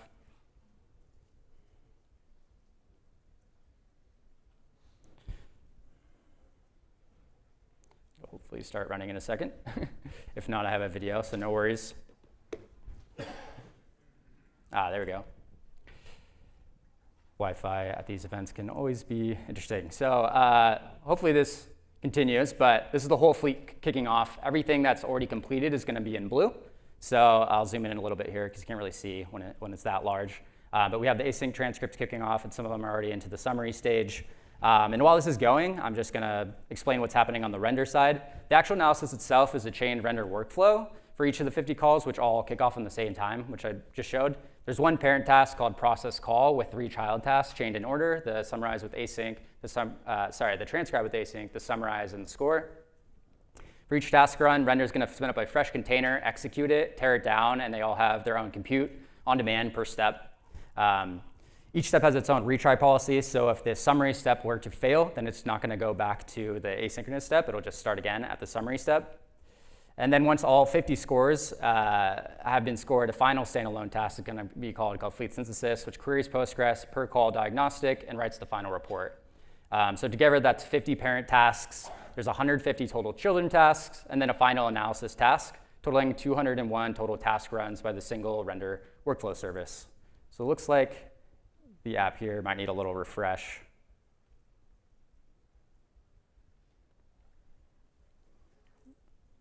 OK, cool. Let's see where it's at. All right, sweet. So all of these have finished. The UI was just lagging a little bit, but we now are summing with this fleet synthesis step. This is running live on the Wi-Fi with like 5 or 6 services, and so you never know. All right, great. It actually worked. So that's awesome. Had a video just in case, but let me full screen again. And then boom, that's the main moment, right? We get the results back, and if we'll let it view, perfect. So it actually caught the error. It said this deployment likely caused a major endpointing regression. Phone number and entity capture failures rose from 7% to 83%. It's going to give all of the reasons here as to why, the deployment correlation, and then what's really cool is the recommendations. It's going to look at like what was in the deploy and like what you should likely fix. You might not have to roll back the full deploy. And here, specifically, the min turn silence, what we use on assembly's side to determine when a turn's over was probably set a little bit too low, and it recommends it bumping up a little bit here so that you stop cutting off the user. So that concludes the demo here. I have one more quick slide, and that is just the source code if you want. There's going to be that QR code on the left, and then on the right, there's a QR code for $100 in free credits. It works whether you have an account with us or you're a new user, and either way, we'd love to see you get started building with voice on assembly. Yeah, that's it. Thank you all for being a great audience, and thanks to Render for having me.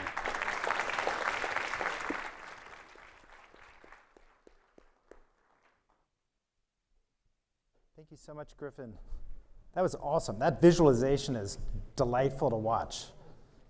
You said you used render workflows for that? Yeah, I did. All right, let's try the fist bump again. All right, thank you.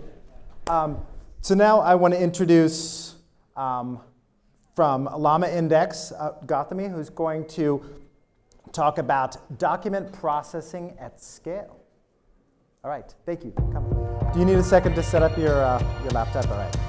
I will patter while you do that, so you're not too embarrassed. I have to say, it is great to see, all of our customers building awesome things, and the sort of, I was very impressed by the visualization of all the render workflows kicking off, because we're pretty excited about being able to spin up all those containers so quickly and deliver. So, thank you for that. We should steal that. We're dark. Oh, that's something.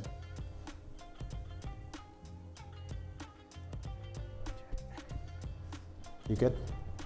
All right, thank you. Hi, everyone. You guys hear me? OK. Hi, everyone. Good afternoon, and congrats on the first Render conference. My name is Gauthami. I am a founding PMM at Llama Index. A little background about who we are. We started off as an open source RAG framework, but we have spent the last 2 years going very deep on one specific problem, document processing.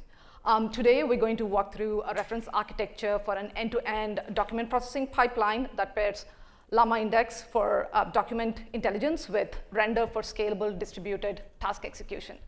I'll also cover why document parsing is harder than it looks, how Llama Parse works, and how Render orchestrates it all. So why is document processing so important right now? Every team today wants to build agents that reasons over their company's knowledge. But most of that knowledge isn't sitting in clean tables in databases. It's distributed across PDFs, scanned contracts, Excel sheets, slide decks. And so before any model can reason over them, it is very important that we parse it, extract it accurately to build that context for your agents. And that's where most document processing pipelines quietly fall apart. And why is it so hard?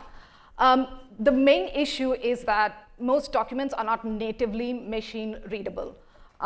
Take your standard PDF, for example. To your code, it isn't a structured data file like a JSON or an HTML.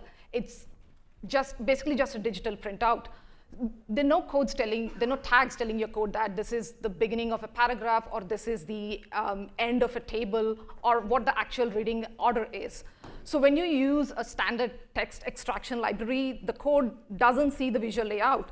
It just blindly reads from left to right, straight across the page. So if you have, say for example, a 2-column layout, a sidebar, your reading order is rotated, the parser completely flattens it. And what happens is it's basically stitching together unrelated blocks of text together into a scrambled mess that ultimately ruins the context for your agents. And in a real production pipeline, you're not just seeing PDFs. You are seeing forms, you're seeing scanned invoices, you're probably also seeing iPhone pictures of your whiteboard sessions, all hitting the same upload path. So trying to maintain and write custom parsing logic for all these variations of documents is hard to scale. And you might think, oh, we can use the frontier models. And if it's a simple text-only document, it will work. But the moment you have tables or multi-column layouts, their accuracy drops. And that's because they are optimized for reasoning. They are not trying to reconstruct the visual structure of a document. That's not where their focus is. And so throwing more tokens isn't going to make your accuracy better. It just makes your pipeline more expensive. And the other problem is operational. Most model APIs just return flat text. There is no bounding boxes, confidence scores, or provenance. So if your model gets a number wrong from a table or a graph, there is no way for your code to catch it. And if you want to understand, okay, why was this decision made? What was the data behind this decision? There is no way for you to trace it back. And so, how does LlamaParse does it? How does LlamaParse do it? We basically break the document ingestion into 3 stages. The first one is classify. We first try to understand what sort of a document is it. Is it an invoice? Is it a contract? And then we return a baseline confidence score. And that is important because if it's an invoice versus a contract, it requires different extraction logic downstream. And so once we understand what sort of a document it is, we start parsing. That's where your document actually turns into readable content. Instead of trying to just scrape things blindly, what we first do is understand the visual layout of the document. We map out the columns, we make sure the tables are preserved, and if it's an a scan, we run the OCR, and then the outputs, it outputs clean markdown that your downstream models can easily understand. And then the third stage is extract. So basically, it takes that markdown payload and then pulls out the exact fields that you have asked for, like say for example a vendor name or something like that, and hands your code structured JSON. Okay, so this is basically the reference architecture. As you can see, our pipeline consists of 3 services deployed on render. The first one is the web service. It's a thin express app. Its only job is to accept the file upload and immediately hand it off to the workflow, keep the SSE connection open so that it can stream the live progress back to the UI. It never touches document processing.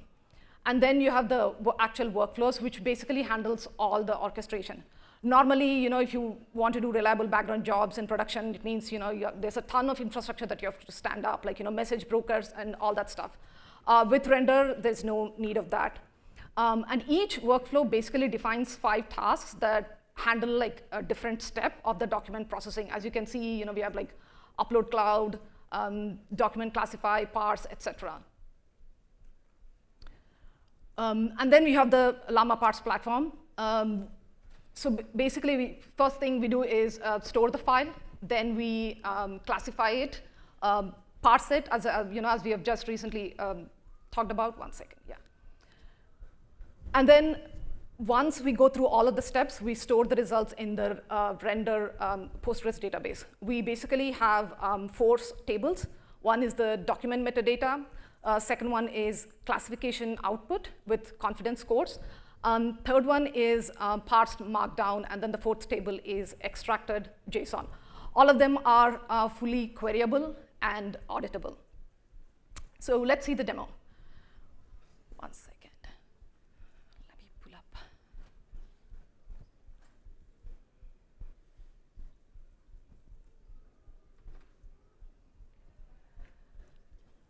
Okay, here, let me make it full screen. So the first example that I'll show is this receipt. Let me try to.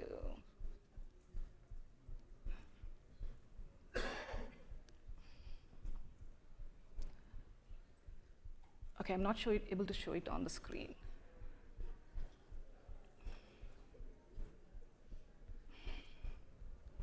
I think I'll just play the video then. Sorry about that.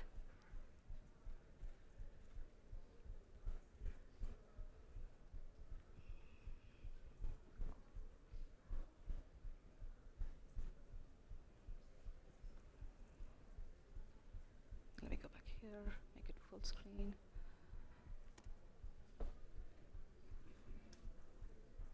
Okay, so this is the receipt that I was talking about. It basically has 3 items, cables, all that stuff. It also has the price for each item, the subtotal, and the sales tax. So we drop it into this UI. This UI is basically trying to show you all the steps the pipeline goes through. As you can see, once you upload the file, it sends it off to to register on our platform. Then it has received the file. Now it is trying to classify it, trying to understand what sort of a document is it. This might take a couple of seconds. Yeah, so it has finished classifying, and it has identified it as a receipt with 85% confidence. And then once that is done, it has dispatched the task for the next stage, which is parsing. And then after parse, the extract. So you can see all the stages going one by one. Oh, sorry. Oops.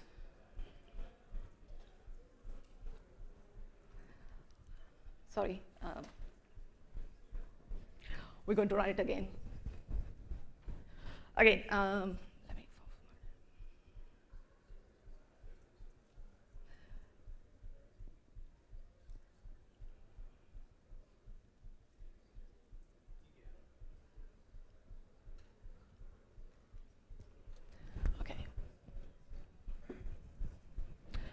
So here we see the parsing and extracting is done. And we can see the items have been extracted along with the store name, the subtotal, the tax, all of that stuff. And then if you click on the, you can see the classification reasoning as well, why it decided it was a receipt and all that information. The next file that we're going to parse is a bank statement. It's a commercial bank statement. There's an account number, balance, tons of transactions. So let's see how the parsing goes. Again, it's basically the same flow. Upload the document, try to classify, register the document, try to classify and understand what sort of a document it is. And based on that, once the parsing is done, it tries to extract the relevant fields based on the classification, the document classified.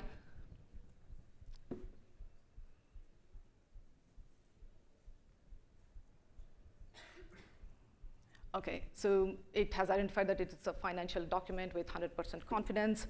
Or we can also see the reasoning once it's done parsing and extracting.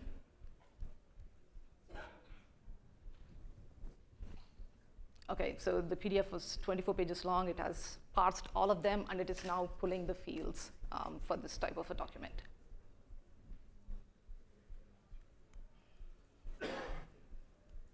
Okay. So it has done parsing, and it's going to store the output. Yeah. So it has parsed 24 pages, extracted 5 fields. And we can see the reasoning as well, because it contains all the standard elements of a bank statement, account holder name. It's basically giving you the reason to say, okay, this is why I decided it's a financial document. And of course, you can see all the key figures, the balance, credits, the transaction ranges, etc. So that ends our demo. This is our last slide. So the repo is, is on GitHub. You can clone it, and you can also sign up for Llama Parse. You get 10K bonus credits. Thank you. So much. That was great. Thank you so much. And I love the explicit call out to render workflows in the UI. I greatly appreciate it. So that was fantastic. So now we're going to have Rami come from Stripe. He's going to talk about making infrastructure agent provisionable. Do you need to set your laptop up? Yeah, come on up. So there's your stinger music, right? Very exciting. Yeah, Thank you. Nice.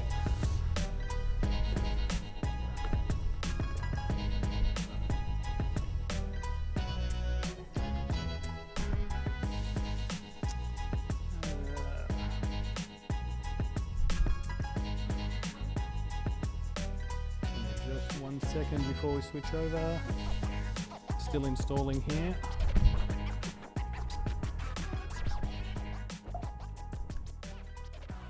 I made a fatal error of doing something before I jumped on. Let's see how we go with a bit of luck.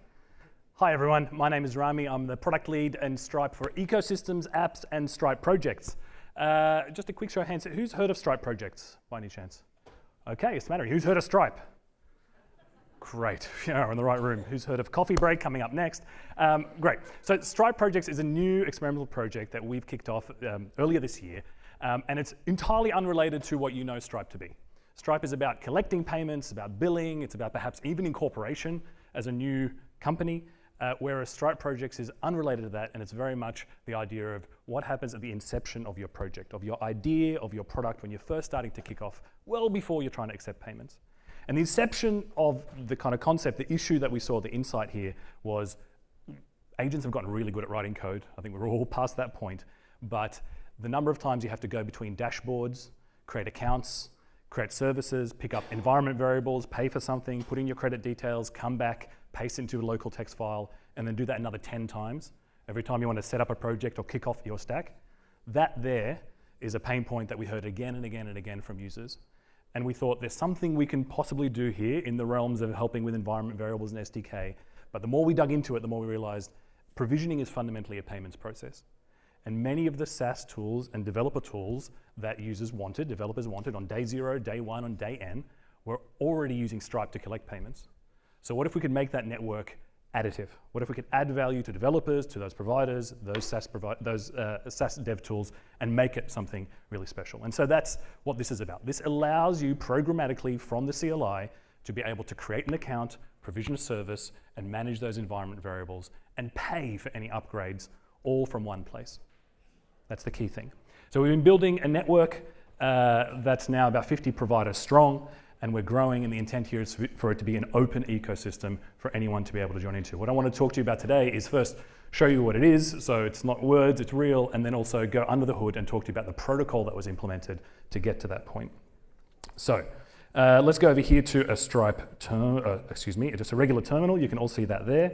The first thing I'm going to do is say Stripe Projects Catalog, and I'm going to hope that this exactly what's happening isn't going to happen for me. Okay, here we go. Good, good, good. We're here. Stripe Projects Catalog, and it's going to give me this non-stop. Let's see what my other options are. Let me try this one more time.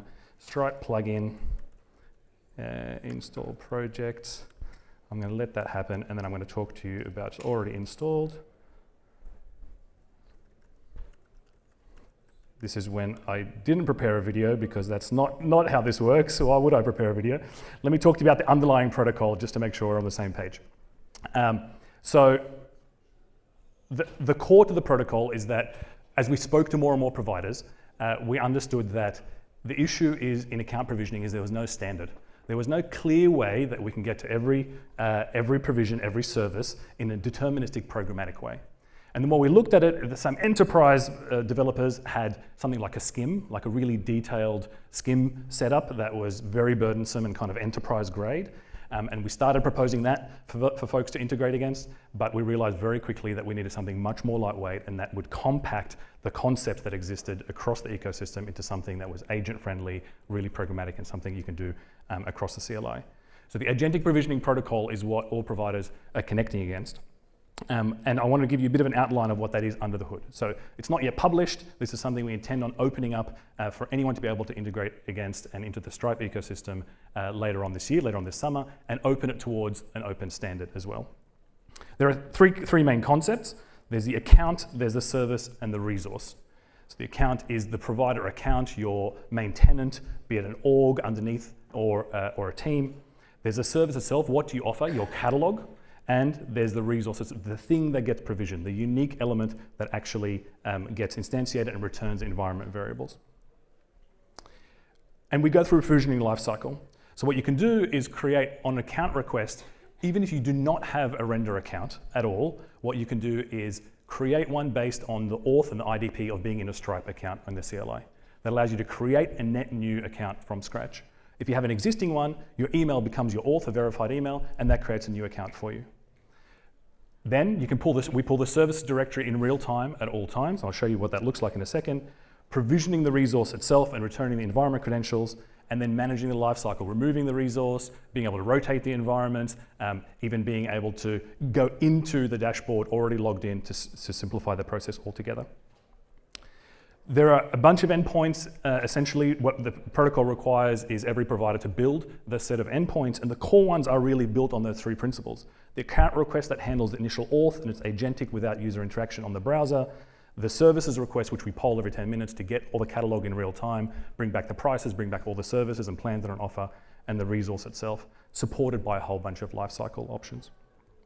And then when we build the services, when we actually enable the service schema, it's a really flexible schema that allows for any range of business modeling. So one of the challenges, typically with Stripe, when you're trying to do your billing modeling, you're in usage, you're in plans, you're in hybrid, you're in upfront credits, all the things in between. And so what we did was created a really flexible model which allowed any business model that exists or we could envisage to be supported, and you can model it in all sorts of ways using the schema that's there.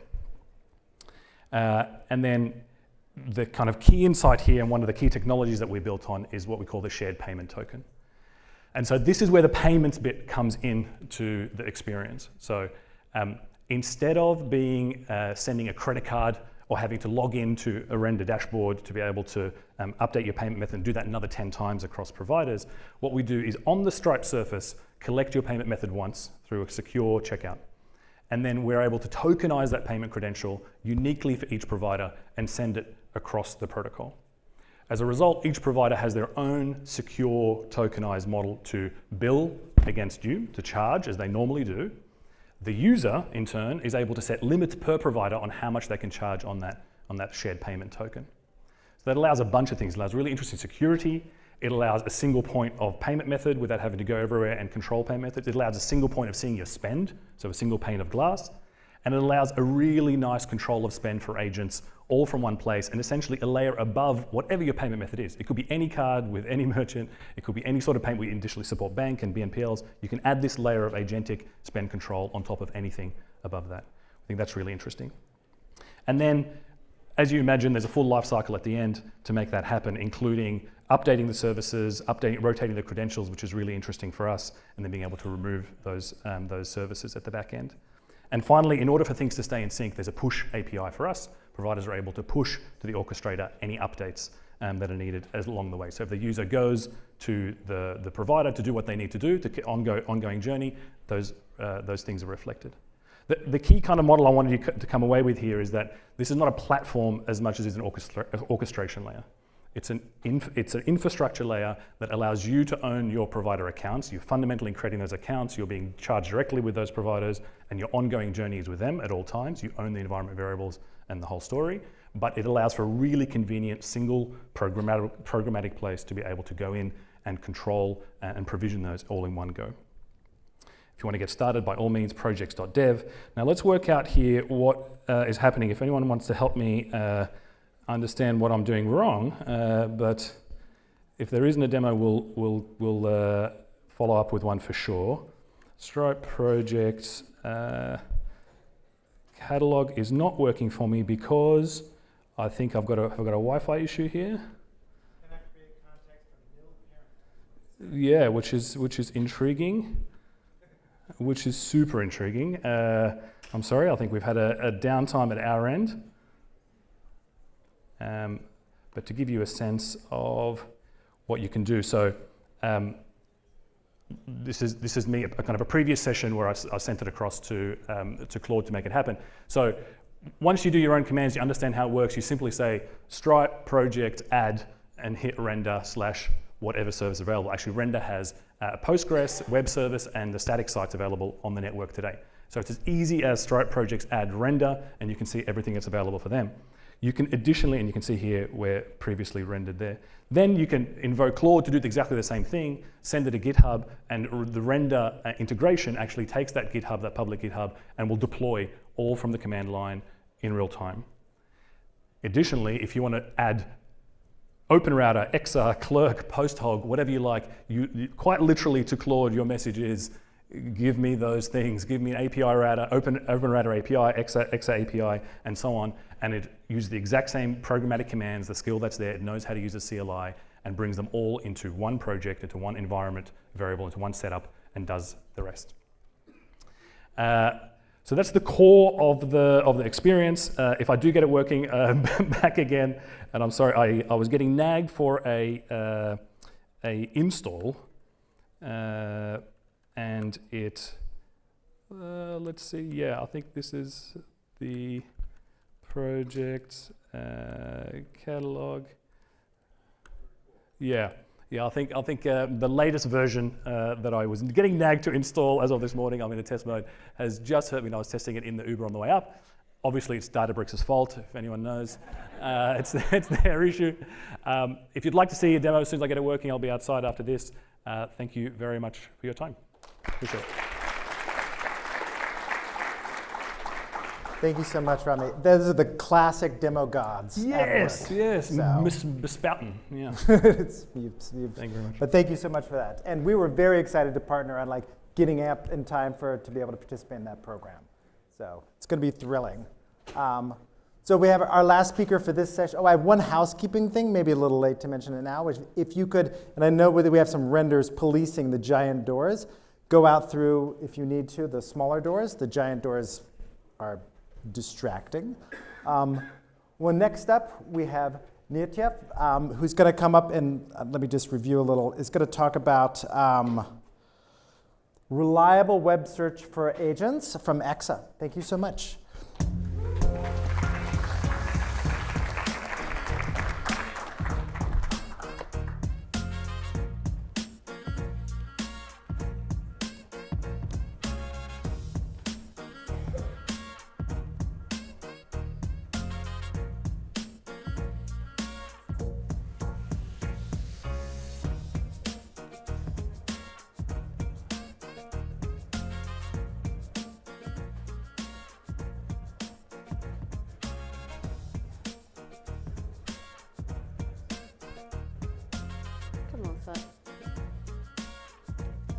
Am I doing something wrong?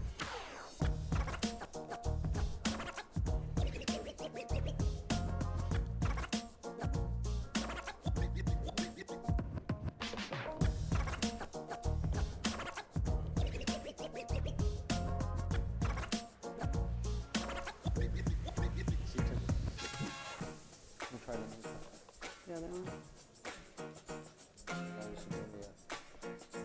Oh, there's a thing right there. Try the bottom one.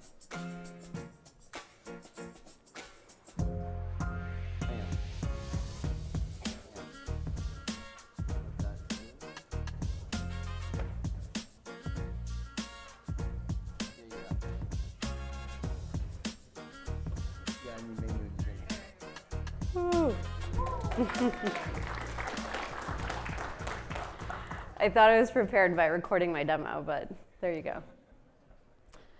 I'm Nitya. I lead product and marketing at Exa, and I'm super excited to be here today. We're huge fans of Render at Exa, and excited to dig in today about, to talk about web search at scale, what it means to build a search API, and what are some of the nuances around web search for agents. If there's one thing you should walk away with from everything that I say, it is to understand how the web is changing today and how the users of the web are changing. In 2026, there's about 15 million daily web searches that are made by humans, but this number is increasingly being overtaken by agents. I joined Exa about a year ago when it was only about 25 people, and a big part of the reason why is I was taking a bet exactly on this graph, and that future is very much here today.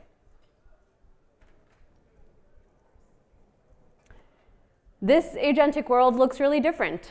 In the past, when you were looking for something on the web, you'd go to Google, you would type in coffee shops in San Francisco, you get a list of 10 links, you click on the one that you want based on human judgment, and then you take an action from there. Now search is embedded in every product. If you go into Cursor and you ask it a question about attention residuals to pull the relevant paper, it has to access the web. Search is a core component of that.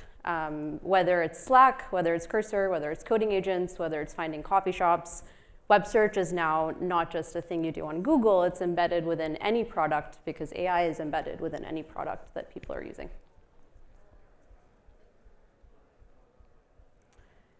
I'll be very quick here, but a big part of what we are doing behind the scenes at Exa is building a search engine for this AI world.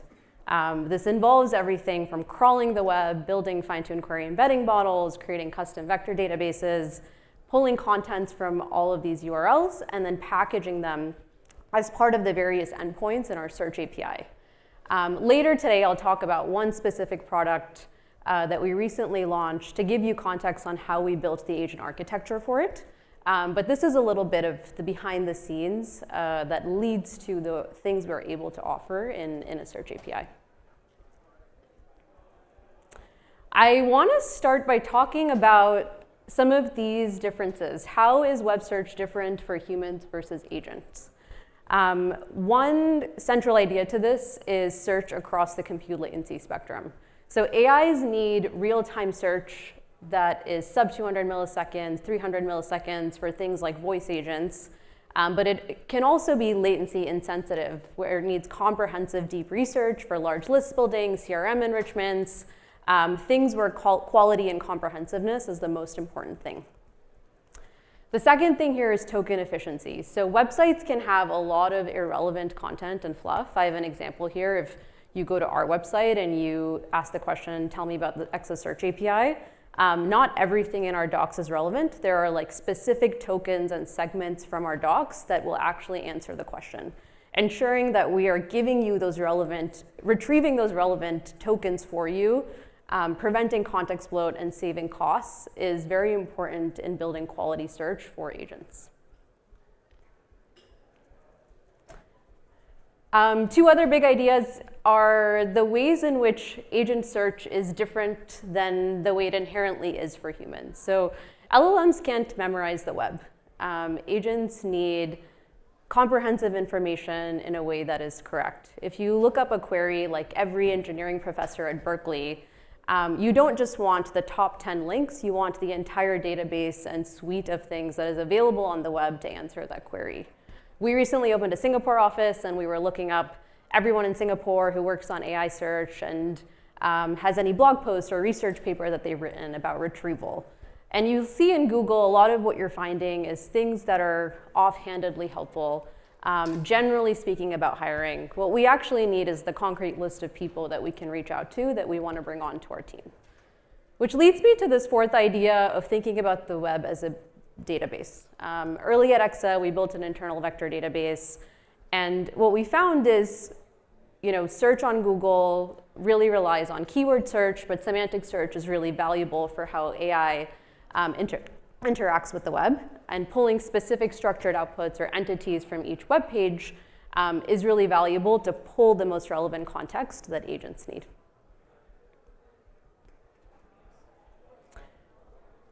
So to talk through a component of agent architecture and how we've thought about it at Exa, I'm going to just use a recent product launch that came out earlier this week.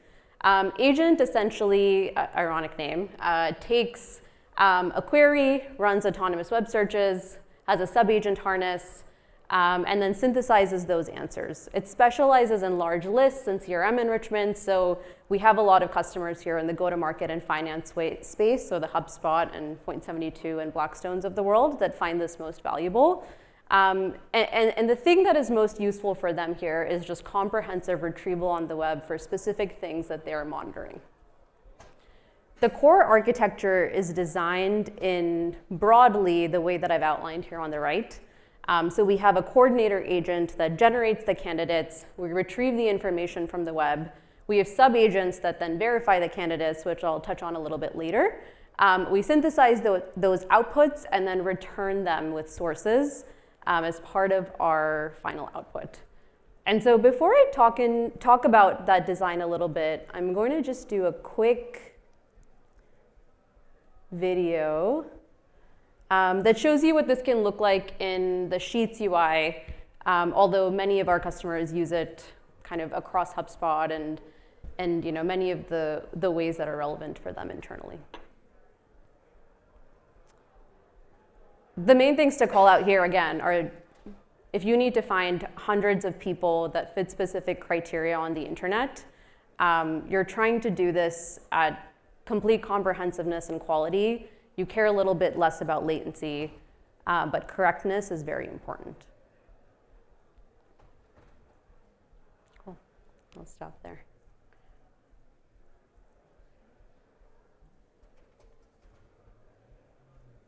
I'll touch on two things we thought about quite extensively while building agent. The first is model selection, and the second is sub-agent design. So a while ago in San Francisco, I think common consensus was you want to use the frontier models. They are the most effective for any number of tasks, certainly for things like writing code, where that extra level of intelligence leads to working faster, higher quality, being able to do more extensive tasks, et cetera. And then I think over the last 2 months, the tune changed slightly in that we see companies like ServiceNow hitting their annual budgets second quarter into the year. People are reaching what we call at EXA the token apocalypse, which is essentially it is no longer cost efficient to be purely using the frontier models for every task. And so what we thought about as we were building agent and speaking to customers that care about that is thinking about building architecture that considers both quality and cost effectiveness. And so that leads me to a core idea that we had in building our agent endpoint, which is that you should select your model depending on the intelligence required for the task. So there's an idea here called the generator verifier gap. It's certainly not unique to us at EXA. But one thing we found for retrieval tasks in particular is when you search a query like find every EXA employee who went to Harvard, a lot of the state-of-the-art models will try to make that one search. So they will look at a combined query of a Harvard EXA employee. And we found that this did not work that well. We split them up instead. So we had one model do the candidate generation, so this is find every EXA employee, and then a second model do what we call the verification task, which is check a specific part of the query and output that we were looking for. It's not that both steps are hard for the models are very smart. It's that doing them jointly reduces quality on retrieval quite significantly. We find by splitting them, it leads to improved quality, but it also gives us an opportunity to save on costs. So what we're doing as part of our agent architecture for agent, this new endpoint, is using a more expensive model and higher quality model for the initial task of candidate generation. It's far more exploratory to find every EXA employee that exists on the internet. It is much easier to just verify if that subset of 150 people went to a particular university or fulfilled any other task. And so we use these cheaper models as verifiers. And this is one way that we can ensure in the architecture for this endpoint that we're both guaranteeing quality and reducing costs by the models we're choosing at different parts of the workflow.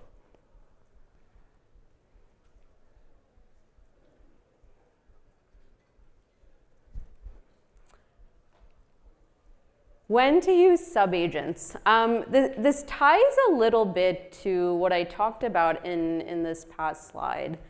But I mean, as the most intelligent model we're using here, GPT 5.5 and some others that we swap in, we find that the second step where we're using the cheaper model as part of the verification in our agent architecture, it's also helpful that it's cheaper because we find it's the best step to use sub-agents.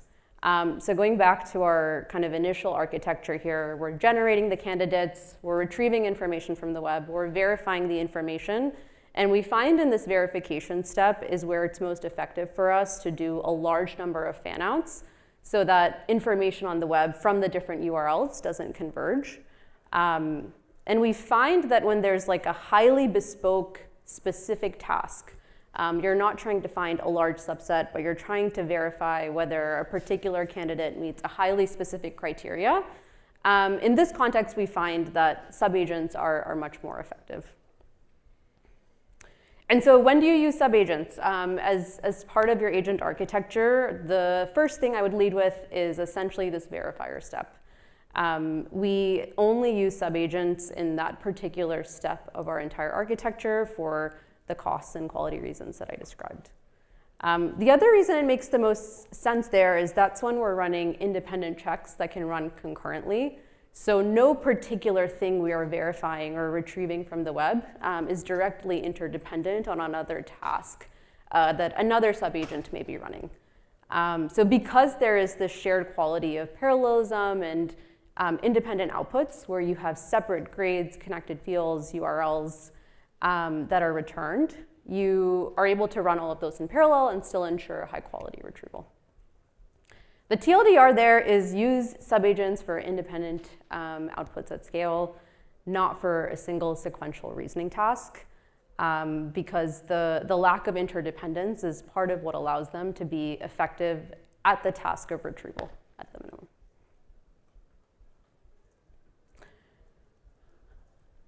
One broad thing I'll say is I think a lot of these lessons, I was talking to a close friend that works at Devon recently, and a lot of these lessons in retrospect seem somewhat obvious.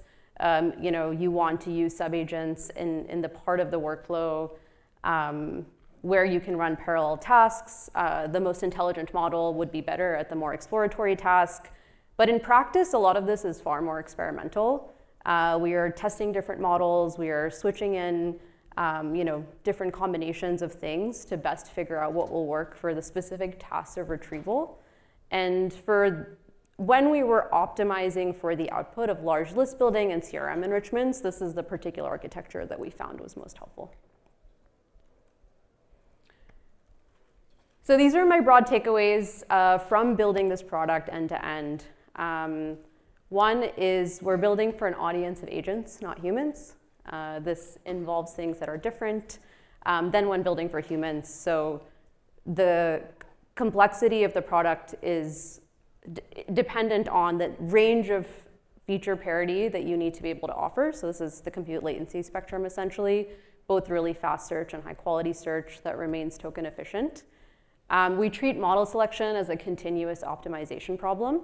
So the models that I mentioned that we're using at any given moment in our agent architecture, if we see things that are cheaper, that are better quality, a surprise new DeepSeek model comes out, maybe a new OpenAI model later this week, we will switch those in as we test better quality and costs. And then the third is this, I think the biggest unlock for us in ensuring retrieval quality was the separation of the generator and verifier steps within our agent architecture so that we have a component that really optimizes for quality and is less concerned with costs, and then a component that is much more concerned with token efficiency and just being able to verify the task. And then the last component I touched on here, but it's using subagents for the different verifier steps. So this is any part of the task where you need parallelism, you have independent outputs, using subagents is most effective there. And that's broadly what I have. I'm happy to chat with people after and talk to you all. If you're all building things, what are the ways that I can be most helpful in the workflows that you are building out? But behind the scenes, I think a lot of agent optimization involves testing things that may not be obvious from the get-go.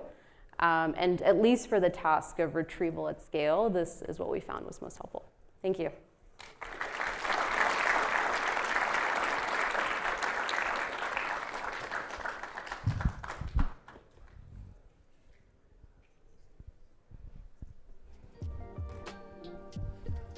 All right. right, awesome. So we're gonna have another quick break here. We'll be back at 4:30 for our next session. So feel free to head outside and we'll kind of move everyone back in just before 4:30. Thank you.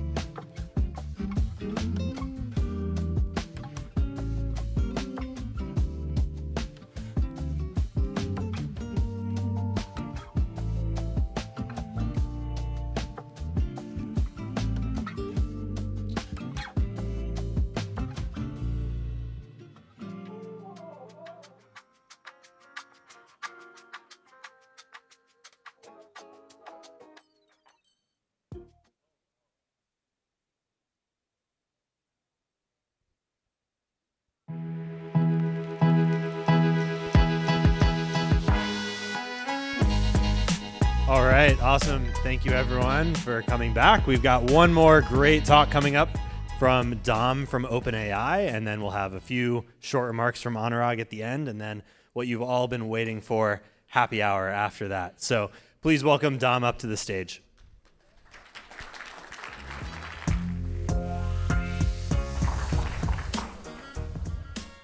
Hi everyone. Thank you for spending your valuable time right before the happy hour with me. Super excited to talk to you all. I want to actually start off with a quick raise of hands. How many of you still write code by hand, like at all, any of it? All right, I still see a few. Like how many of you don't use any AI? All right, cool. It's interesting because like AI-enabled coding has like changed so much recently, right? Like code isn't really the bottleneck anymore. We can write essentially infinite amounts of code as long as you're letting the tokens loose. But we've moved pretty quickly from this world where AI was largely doing code autocomplete to pair programming literally just like at the beginning of last year. Most of the work was still like pair programming to now having reached this world of agentic delegation where it's no longer a matter of like how much code can you generate, but does your company actually have the right harness set up to provide the right context, validation, and verification to actually make use of these capabilities and get the most out of it. So I want to talk to you all about how do you actually get the most out of these coding agents, but also agents in general, because we're seeing agents like Codex or others to actually move beyond just being used for code, but actually used for your day-to-day work. And you're going to see a couple of my examples where we're moving away from just doing sort of what would be traditional engineering. The one thing that I want you to sort of like keep in mind with all of this is like, you wouldn't really hire someone and just like, let them figure things out. And I think the biggest thing we're seeing with agents is sort of that's the first tendency that we have, right? We're hearing sort of like these agents are capable. I'm just gonna like give it a vague thing and it's like not really doing anything. And so the important thing is we need to give it these sort of three aspects. We need to give it the right context of what are we actually, what are we trying to do, and does the agent have all of the information to perform that task? The second part is how do we actually then equip the agent to know that it is doing the right thing? I think this is one of the biggest things that people forget about when we're talking about agents. Like what makes an agent special is that it can perform tasks. And one of those tasks is to make sure that it did the right thing. And then verification. How do we actually make sure that what the agent did is the right thing and do it in a way that is scalable? So let's talk about context first. I'm not talking about context engineering. I think last year we talked a lot about sort of like, context engineering and how do we use tools to create this perfect prompt that we can throw in. But the reality is like, you wouldn't want to work with a colleague that needs everything dictated, and neither should you work with an agent that needs everything dictated in a prompt. And Codex is actually incredibly great at context gathering. One of the things that we wanted to make sure pretty much from the get-go is that we can use Codex in a large code base. We all have, as you can imagine, a very large code base.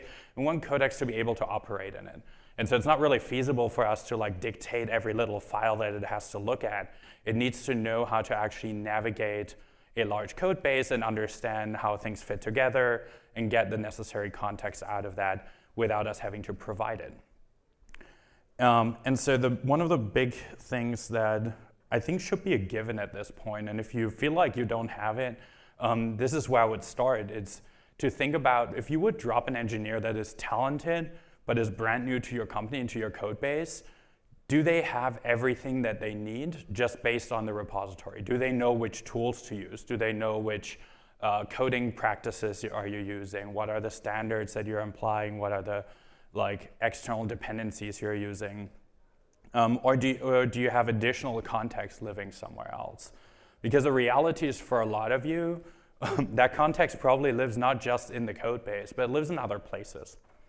And so we put a lot of work into making sure that you can use plugins to bring in that context. And I have personally, like I have my Notion, my Google Drive, my Slack, my Gmail, my calendar, everything connected using these plugins to make sure that Codex has actually all of the necessary context that I needed to in order to do something. Because when we're talking about a new feature, some of that context lives in the code base, possibly. Some of it might live in Linear. Some of it might live in a Slack discussion that I had with a colleague, or in a Google Doc where we're making a decision.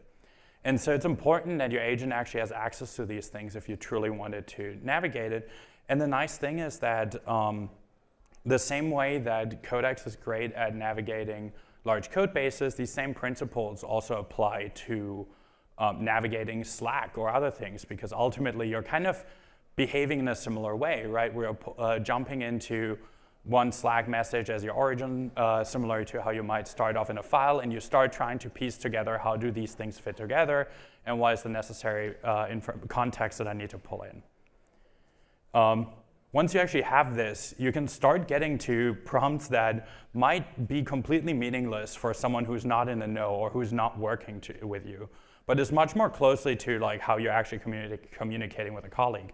One example that is an actual message that I sent to Codex was I was in a meeting with my colleague Katya, and she had reminded me that she was tracking a couple of like dev blog ideas that we could write about. One of them she had mentioned me in. I was completely busy. I saw that on Slack, completely forgot, never actually looked at it. So while we're in the meeting, I quickly fired off a task and I asked it to go and actually look into first of all, find that Slack message. I didn't know where it was.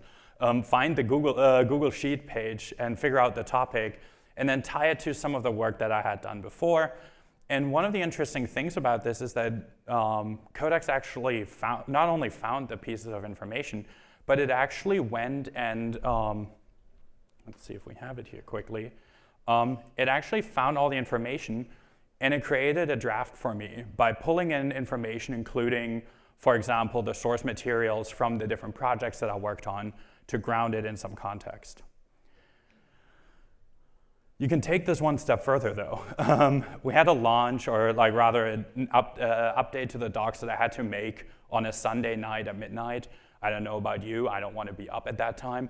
So I had asked Codex over the weekend. On Friday, I prepared the PR with Codex.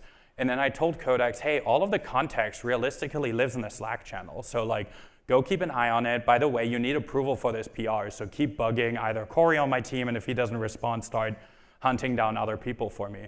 And then keep an eye on this, and once it's ready, deploy it on time. It takes like 20 minutes to get live, so do it on time and then post in the channel. And it did. This is 4 minutes after midnight. It, at that point, had verified also that the page was actually live. It sent the message to the team. But the thing that was funnier for me, and sort of like was a bit like a mind-blowing moment, was throughout the weekend I checked in, and there was this other interaction where someone had tagged me and was like, hey, can I have the preview link again for like the changes so I can review them? That wasn't me. I wasn't online at that time. That was my Codex, because I had told it to keep an eye on the actual interaction and like check if this was still going forward, and it felt like it had to chime in. So it did. And my colleague was like, this looks great. And Codex was like, great, the context here is good, we're still going live, right? Similarly, if she would have said no, we would have actually like stopped the deployment, and it would have fixed it because it knows that it's supposed to keep an eye on this PR for me. A different type of context that is interesting is a feature we launched called App Shots. And so this is a feature, I love it. I have some colleagues who are even more obsessed with this. But essentially, if you're using the Codex app, you can actually just press both command buttons on macOS. And it takes a screenshot, but it doesn't just take a screenshot. It actually takes a screenshot and the context of the app. So if you've ever been like communicating with an agent to like take a screenshot and then put it in, you're often sort of getting into a point where, well, the page is probably longer than your screenshot, and you're trying to fit it in. This is actually using the additional context from the window and pulls that in as well. So even if something is not visually in the screenshot, like it's a long blog post, it gets the entire context actually. So this is an incredible way to like provide that context, and lets me move to something like this, where if I get tagged in Slack, I just go and like hit app shots and say, fix this, and Codex will figure out the rest. This is the type of like actual legitimate prompts that I send to Codex these days. And so you can see context truly matters. You can also bring Codex into the context. So we do this with like the Slack bot and also Linear or on GitHub, where sometimes the context already lives in Slack and I don't want to run it on my computer. I just want to run it in a cloud agent. I just do add Codex. And especially in long Slack conversations, this becomes incredibly satisfying because I can just ask Codex to do it. And it gets all the context, right? I'm no longer explaining myself, and it feels much more like asking a colleague to chime in. The other part of this equation, though, is you should also expect that your agent continues to get better and remembers how work gets done. One of the ways we did that recently is we launched 2 things. One is memories, where Codex actually learns from the past interactions you're having with Codex, how you do things, how it has to do things. This is great for things like debugging. But the other part of this is Chronicle. Chronicle actually watches your screen and generates memories based on your interactions on your screen. And that means that it can learn what are the tools that you're using, what are the kind of like typical patterns that you're doing. So when you saw earlier my message with Katya, even though I was in our dev blog repository, Chronicle had learned and saved in the memories that I tend to write drafts in a Google Doc. And it decided to create a Google Doc rather than creating a like draft in a PR, because we collaborate in a Google Doc first on a blog post, not in GitHub. The other thing that literally launched like a few hours ago is record and replay. This lets you not just like passively have Codex learn how you work, but actually lets you teach Codex how it's doing work. So you start record and replay, and it starts watching your screen, and you do an action, and you save it, and it will turn it into a skill for you. So no longer do you have to like patiently explain everything that you're trying to do in an extremely visual flow. You just click around the apps, and then it uses computer use to actually perform those tasks. And so this is, again, an incredible opportunity for you to give your agent actual context to perform things.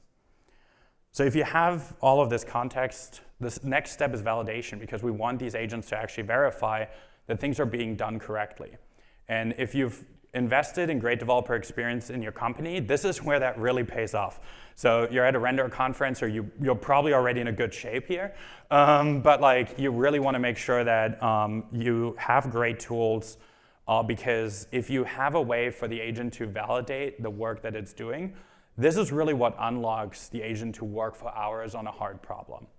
The baseline here are things like compilers and formatters, test suites, linters, all of those common things that you might think about and that the agent sort of has like a natural tendency to use. But these linters don't have to be limited to sort of how we've traditionally thought about linters. For example, for our developer documentation, we use a tool called Veil, where we're actually using a linter to lint our documentation against style guides that we have to make sure that when Codex writes documentation, it actually adheres to our style guides and we don't have to like go back and forth on that. It's also where speed matters, because if your agents start doing like compilations of your code base, or doing, like running the entire test suite every time, it's going to be painstakingly slow, and it's going to add time to your agent's tasks. So this is really where you want to start investing even more than before into these tools being fast. If your agents are working for hours, you probably don't want to just have one agent work and you're just sitting there sort of spinning in your chair. You're beginning to start having multiple agents work in parallel. And with that, you actually need parallel environments. Historically, I would say most of us probably didn't spend too much time investing into like being able to run multiple copies of the same code base or app. But this becomes incredibly important. We saw this when we started building the Codex app, for example. We had to make sure that the actual app was, you could run like 3, 5, 6, 7 copies of it in parallel, so that Codex could work on multiple projects at the same time, especially if you're using features like automations, where Codex might actually debug things in the background for you. So ask yourself, can you actually have multiple full environments run locally? Meaning, do you like not just sort of like, oh, the front end is running, but like, is it able to actually debug and replicate a full environment. The other part is more advanced validation. So like whether it's screenshots, accessibility tools, or using things like computer use to have the agent actually verify and go in depth on, did I actually fulfill the task here? We've added a bunch of that functionality to Codex, whether it's the in-app browser, where we recently added CDP support so that Codex can really go in and, for example, debug a performance issue for you, making sure that like it can actually inspect and run profiling on the tasks, or things like using computer use or interacting with your browser, your existing browser. But this is also where things like using plugins comes in again, like using the render plugin, so that you can actually have your agent monitor how it's doing when it's doing a real deployment to test, for example, any failures you have in your deploy pipeline, or like slowdowns in your deployment. This becomes incredibly handy if you've ever used the /goal command, because if you have these tools, you can give it very interesting tasks, like asking it to find optimizations to drastically reduce your build time, for example, or time to interactive on your website. This only works if you're actually giving the agent a way to validate that it actually did the work. The other part then, people I think don't think too much about is when you have these tools for agents to validate their work, you can use that as an opportunity to teach the agent how to fix things in the future, right? So if you're just giving it sort of a cryptical error of like, yeah, this test failed, that's not necessarily very helpful. What you want to do instead is actually give it some pointers on like, how did it get here? What's the mistake? So they can avoid those in the future. The last part is verification, because if we have more agents running, all of them running in parallel, you have more PRs, and we all just sit here reviewing code all day. So how do you actually review these PRs faster without lowering the bar? The first rule that we've established for ourselves is we don't ask a teammate to review a PR until Codex has actually reviewed it. So 100% of our PRs automatically get reviewed by Codex again. This is a separate session, so it's not biased by, different, by your conversation with it, or like by its own decisions. This is an entirely separate conversation.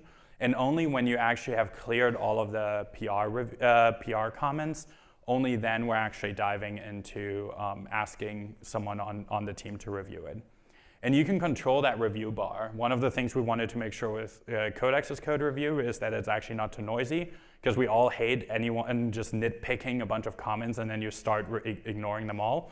So we only flag P0s and P1s and then let you actually use the agents.md to adjust that bar. And you should do that. For example, for our documentation, we realized that Codex wasn't really considering like typos at P0 and wasn't flagging them, but for content that actually matters. So we would ask it to flag those whenever it's in an MDX file, because we really care about it there.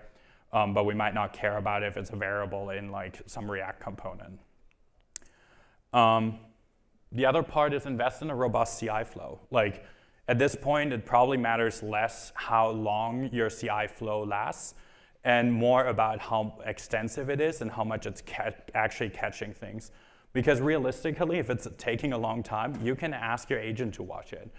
We regularly use babysitting skills to just keep an eye on it, and ask Codex to like go watch the PR, keep an eye on it until it's out. And so like I've done this a bunch of times where I'm like, okay, here's a PR, send it out, keep an eye out on it, fix any of the issues that might be raised through a review, and like, or through CI, and like make sure it actually is green and gets merged. The other part is deploy previews. If you're building a web app and you don't have deploy previews, change that. Because like realistically, you don't want to be in a spot anymore where you have to like clone the project to actually get an idea on like, what does this change do? Does it look good? If you have deploy previews, you can get to a point where you're starting a task, verifying a task, and merging a task entirely from your phone with confidence. Because you shouldn't really have to run your branch. And if you can't have something like deploy previews, think about other ways to do this. So like, for example, with the Codex app, that becomes less feasible. So what we do is we always attach a video. And for some features, we actually record the video ourselves. In other cases, we straight up have Codex recorded. Like we can have it use computer use, interact with the app, start up a screen recording, and then attach that to the pull request. And therefore, you can actually verify it. And that also means that like if your product manager, your designer, or others are contributing tasks, it's much easier with all of these things for you to still feel confident about the changes because you can get a quick feeling for the changes. To maintain quality, because I know this is sort of like we've been talking the last like 20 minutes about like, let's let our agents loose. There's a couple of different things that you should think about. I put them all on one page because I see at least one person already taking pictures. But the first thing I want you to think about is like, migrations are cheaper than ever. If you feel like something is not working, it's no longer a situation where you actually have to like code freeze for like weeks at a time so that you can like work on that migration you've been planning. We've done several migrations on things like the Codex app to adjust for sort of the ever-changing requirements of the app evolving. And so you can like do these things often in parallel, and you have a much easier time to like merge in things that are still happening in parallel. You can also now more easily generate different approaches and actually figure out what works best. We have a lot of features and attempts of things that don't ever actually make it to the user. We test them ourselves and sometimes roll them out internally. And only when we actually feel good about something, then we decide to bring it in. But even then, like I think we launched work trees in a Codex app when we originally launched it, but decided to iterate on how to do the work tree handoff a couple of different times because it just still didn't feel right when we're talking to users. And it's much easier for you to kind of iterate on these things. And so you shouldn't be afraid to just throw away something because it's never been easier to build something new. The other part is encoding things back into skills. If you feel like you're constantly reviewing a PR or you're seeing Codex do the same mistakes and again and again, encode those into skills. We have in a lot of different code bases like finalized skills that actually encode sort of things that we've seen in PR reviews being flagged or common mistakes that the agent does. And so your common flow is normally to like start developing everything first and then run it through the finalized skill once you actually are happy with the overall experience. For the docs, my colleague Jason actually turned the finalized skill into something where he took the feedback that me and one colleague, Charlie, would do regularly on PRs, and he turned those into skills. So it's incredibly weird now because I try to submit a PR and I see Codex run a Dominic review on a PR that I've been working on. But it's incredibly helpful for you to like continuously evolve these sort of capabilities. And then the last thing is sort of like making sure you're actually continuously finding ways to avoid these mistakes being done again. So if you're flagging a PR, in a PR, like Codex using or your agent overall using the wrong type of variable or other standards, like the wrong framework, think about how to avoid that to happen again. So like ask Codex to like create a new lint rule. Ask it to create new tests. Basically ask yourself, how can this PR never happen again if it's something that you have to flag. That's your way to actually like continuously improve because you shouldn't think about the actual code that much anymore and instead focus on the constraints that you're giving to create the feature and the code in the first place. So where are we going? This is like the most common question that I tend to get. Obviously, I can't give you a full roadmap of what we're building. But there's 3 trends that I think we're increasingly seeing. The first one is proactivity, right? So rather than just having to prompt your agent now that you can increasingly sort of vague prompt, you also want the agent to do more things without you having to continuously bug it. A great way of doing this already is automations. I have some automations that run every day. They check on different things and give you sort of that proactive nature. Some folks on the team, for example, run automations to take a look at Sentry or other logs and try to figure out like what are opportunities for us to open a new pull request here that actually fix the thing. And Codex then can work and actually fix the, like try and test out a hypothesis and fix it. The other part is independence. I talked briefly about goal, but having the agent actually work for hours or days at a time independently on a task because it has all of the things it needs is incredibly powerful. So being able to like give it one of the problems that you've always had on your backlog that you're like, this is too hard to figure out. As long as you're giving it actually the right context, the right validation tools, you can have it work independently on these problems for longer than ever before. And then parallelization, doing more things on more devices, being able to like essentially have a bunch of different versions of compute where you can have your agents run in the background because you don't want to panic because your laptop is the only thing that is running your agent and you have to actually leave the office. And so suddenly you're starting to hotspot your phone to your laptop to your phone and drive with like an open laptop on your co-driver's seat. I know all of you've done it, and I've done it as well. I can also say loops, because that seems to be like the biggest thing sort of that people talk about right now. But a lot of these things fit into the same thing that we just talked about, right? Like being able to have, if you've been wondering what are these loops that everyone has been talking about, essentially it's what we've been talking about the entire time. It's being able to have an agent that can proactively work because it has all the context it needs, it can verify its own work, and it continues to do that in a loop, essentially. So like whether it's an automation that watches your pull requests and actually reviews those, fixes them, and contributes back, whether it's an automation that regularly checks your calendar and starts writing, or your email inbox and starts writing the drafts for you already, or things like being able to like work through your backlog and every time something new gets added to Linear or to your Slack message and automatically having your agent prompt itself to run on that new task, verify it, review it, and ultimately bring that PR to closure. All right, to wrap things up, if I want you to take one thing away, it's to think about context, validation, and verification. Think about, do you have all of the things that, all of the context accessible for your agent to actually do the task, or are you relying on yourself to provide all of the context to the agent? Validation, how can the agent actually verify on its own that it did the job correctly, rather than you having to validate it yourself? And then verification, how do you in the end make sure that it was actually done right and completed, and how do you verify it as quickly as possible so that you don't become the bottleneck and your agent is patiently waiting for you to finish the work.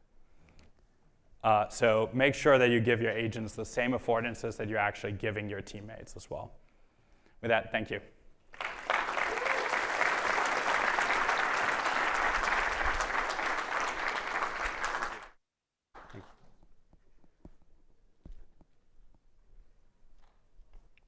Thank you, Dominic. That is going to be published on Render's YouTube because I want to make sure everyone sees it at the company and broader as well. So this has been a great day. And earlier this afternoon, I talked about why we started Render. So infrastructure isn't the thing that stands between you and your customers. Today, obviously, we heard from so many builders who are doing amazing things. And what struck me is that we're all kind of circling around the same notion. Instead of your application code being sort of static and a thing that you deploy once, everything is becoming more dynamic. AI applications almost feel alive. They decide at runtime what they need, and our job, I think, is to lean into this dynamism. We're building Render to support this shift, and we call it application-defined compute. To recap, instead of you predefining the infrastructure that your application needs, you simply give your application a foundation, and you let it define what it needs in code at runtime with no pre-provisioning. You write the tasks, and you never have to think about infrastructure again. Render workflows is the first implementation of application-defined compute, and we're going to have many more primitives out soon. We looked at everything that you had to do to ship an app in 2018, and we said, what if all of this just worked? Now we're applying that same curiosity and that same vision to supporting new patterns of AI application development. So, thank you. Thank you to all of our speakers for sharing how they're pushing their visions forward and the industry forward. And thanks to all of you for joining us today, for sharing your own ideas and driving the discussion forward about what it's like to be at this really exciting frontier of software development. But we're not done. No, there's no other speaker after me. We have happy hour. Happy hour starts on the 4th floor right after I finish speaking. And we're doing something different. So there are 2 rounds of unconference talks during happy hour. And actually, this is going to be my favorite part of the entire day because these are shorter, looser, more interactive sessions. And you'll hear from the young conference speakers about how some teams are running agents at Fortune 500 scale, or how models are being trained to read cuneiform tablets, and a lot more. So the first session kicks off in about 20 minutes at 5:30. Between now and then, you can grab a drink and then just find a discussion that pulls you in and keep the conversation going. So I'll wrap up with just another note of thank you for spending your day with us. We don't take it for granted, and we're very grateful you're here, and enjoy the evening. Thanks.